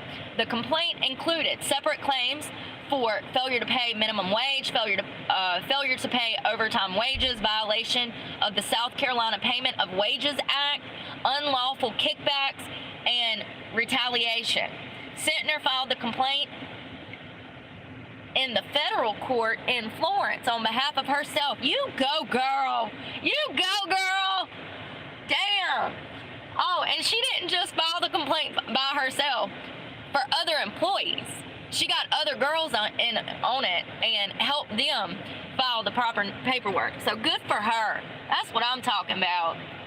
In addition to the Masters Clubs, the complaint named its parent company, Country Club Incorporated, and the owner, Mike Cap. Here's the thing, though, y'all. They have articles going back. And in 2001, Michael Cap was listed as a manager, not an owner. Now he's an owner in this lawsuit. So that's another thing. These motherfuckers be lying. It'll say that they're like the manager and they're actually the owner, and that makes a whole hell of a difference. It really does. So, anyways, Country Club Incorporated, once again, I can't find any information on this corporation. Let's see. But within days of the lawsuit filing, the club's attorney filed a motion to compel arbitration under the agreement that Oh my God. signed when she was hired. Now, I don't know much about arbitration, but like I said, you have to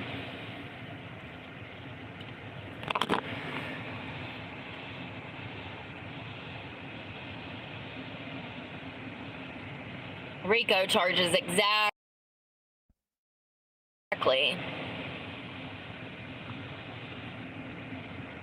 $50 million. Yeah, I know. Must be nice. I wouldn't know what to do with myself if I had $100 grand right now. If I had $100 grand right now, I would pay off my truck. I would get me some new tires. I would get an oil change. I would go get me a P.O. box because I need somewhere to send mail. It's really holding me up not having a place to mail things. I would invest $50,000 off the top into something. Like something. It's going into an account We don't know what. somewhere Something, though. to grow interest, and the other 50 I would take and pay off my truck and go buy body wash, laundry detergent, things like that I need. You know, and these people are out here walking around with $50 million screwing these girls over.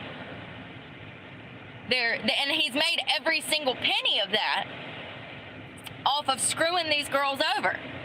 And they are literally in poverty. Poverty. The bottom of the bottom. Now, some of them, that is their own fault because of the lifestyle that they choose to live, the drugs, the whatever. We know, okay? We know. But there's a whole nother group that I personally know that are not doing drugs, and they have children, or they are simply fighting to take care of themselves and feed themselves. And once again, you cannot lump a bunch of people together and assume that they are all the same. It is not right, and you can't do that. They're not all the same. They're not. Have the majority of them been through traumatic stuff and grew up getting abused as a child? Absolutely. Other than that, they're not all the same. Ain't that crazy how that works, though? So it says, the complaint named its parent company, Country Club Incorporated, and the owner as Michael Cap. And now he is the defendant in this lawsuit. Days within this girl trying to file this paperwork stating that he did not pay her, his attorney fired back stating that she signed the arbitration agreement and that she should not be allowed to proceed with her lawsuit due to the fact that she signed that arbitration agreement. Now, let me remind you that if you don't sign it, you don't have a job.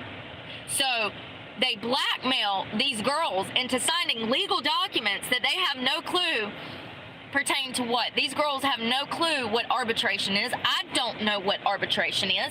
Let's Google it. All I know, what I do know about it, is that when I sign that paper, essentially, I'm saying that I will come to them with any complaint, if they don't pay me, I'll come to them and say, hey, you need to pay me. I can send them a demand letter saying, hey, you need to pay me or else.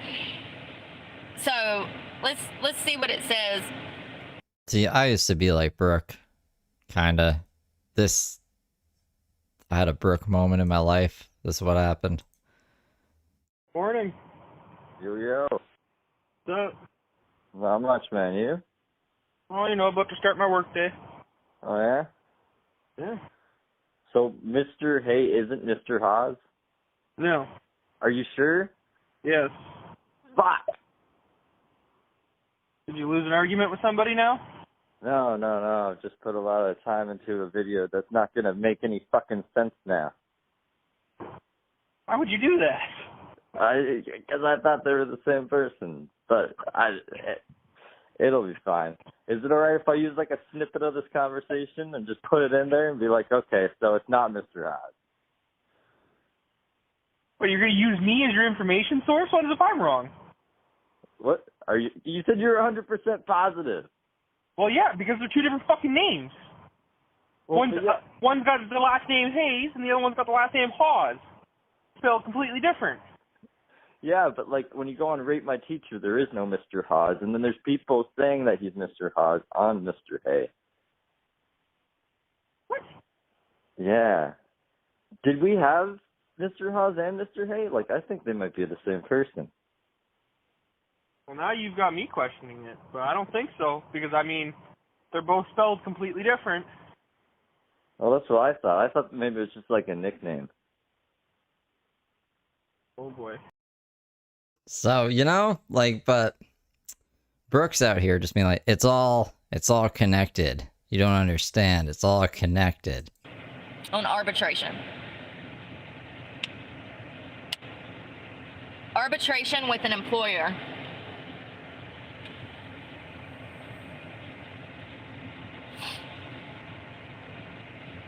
Arbitration is an out-of-court method. It's a mediator. That's what I was trying to say. They're like a mediator. You're supposed to go to them, and they have attorneys that are going to mediate for you guys and figure the situation out.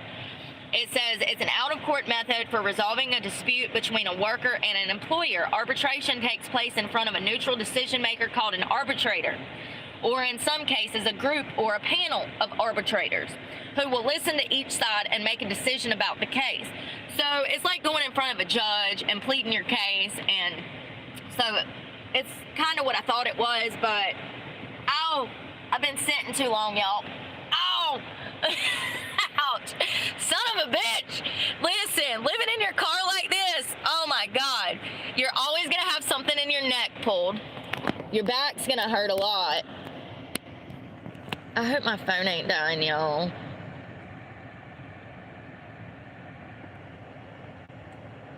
There we go. Trying to charge, I got my little thing, my little battery pack hooked up to this phone.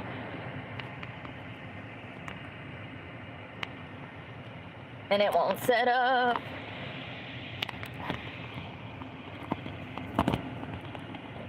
That's good enough. Oh, my legs. All right. Oh, okay, I gotta stretch one out. So, because she signed this paperwork, his attorney, Michael Capp's attorney, was saying that she shouldn't be allowed to proceed in court because she signed this agreement and blah, blah, blah, blah, blah. And here's the thing. These people, these owners, have you signing this stuff. It's definitely blackmailing to say that you have to sign this in order to have this job. If these girls are desperate for income, if they have bills to pay, mouths to feed, they're going to sign the damn paperwork. And I always do, because I need the job. And it's just not right to trap these girls in saying, oh, well, if you have a problem, you can't do nothing about it, essentially. I mean, that's what you're doing. In court filings, Sentner was acknowledged that she signed the arbitration agreement. She agreed that she signed it.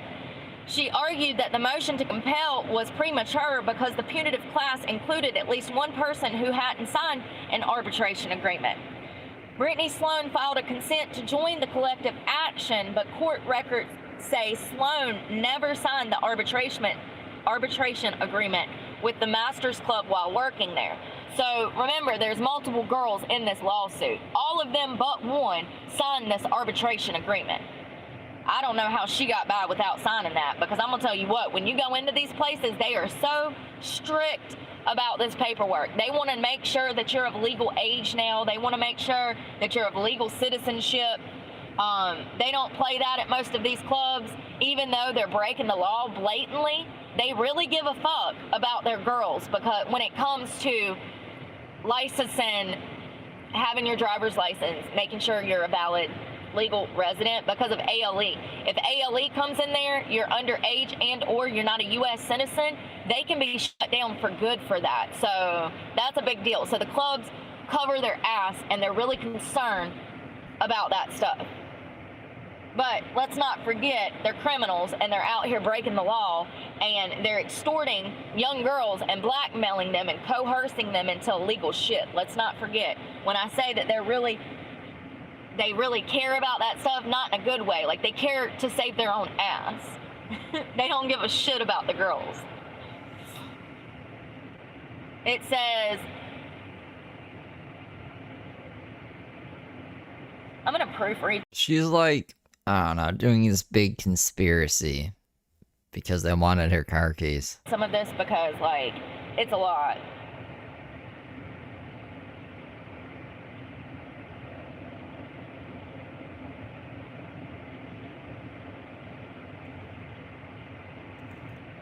Okay, so it says, in a July 13th ruling, the judge said even if the class is ultimately certified, it really didn't matter to the Sentner case. The Fourth U.S. Circuit Court of Appeals has made it clear that if a plaintiff signs a valid arbitration agreement, he or she is bound by it, regardless of what happens to the other plaintiffs.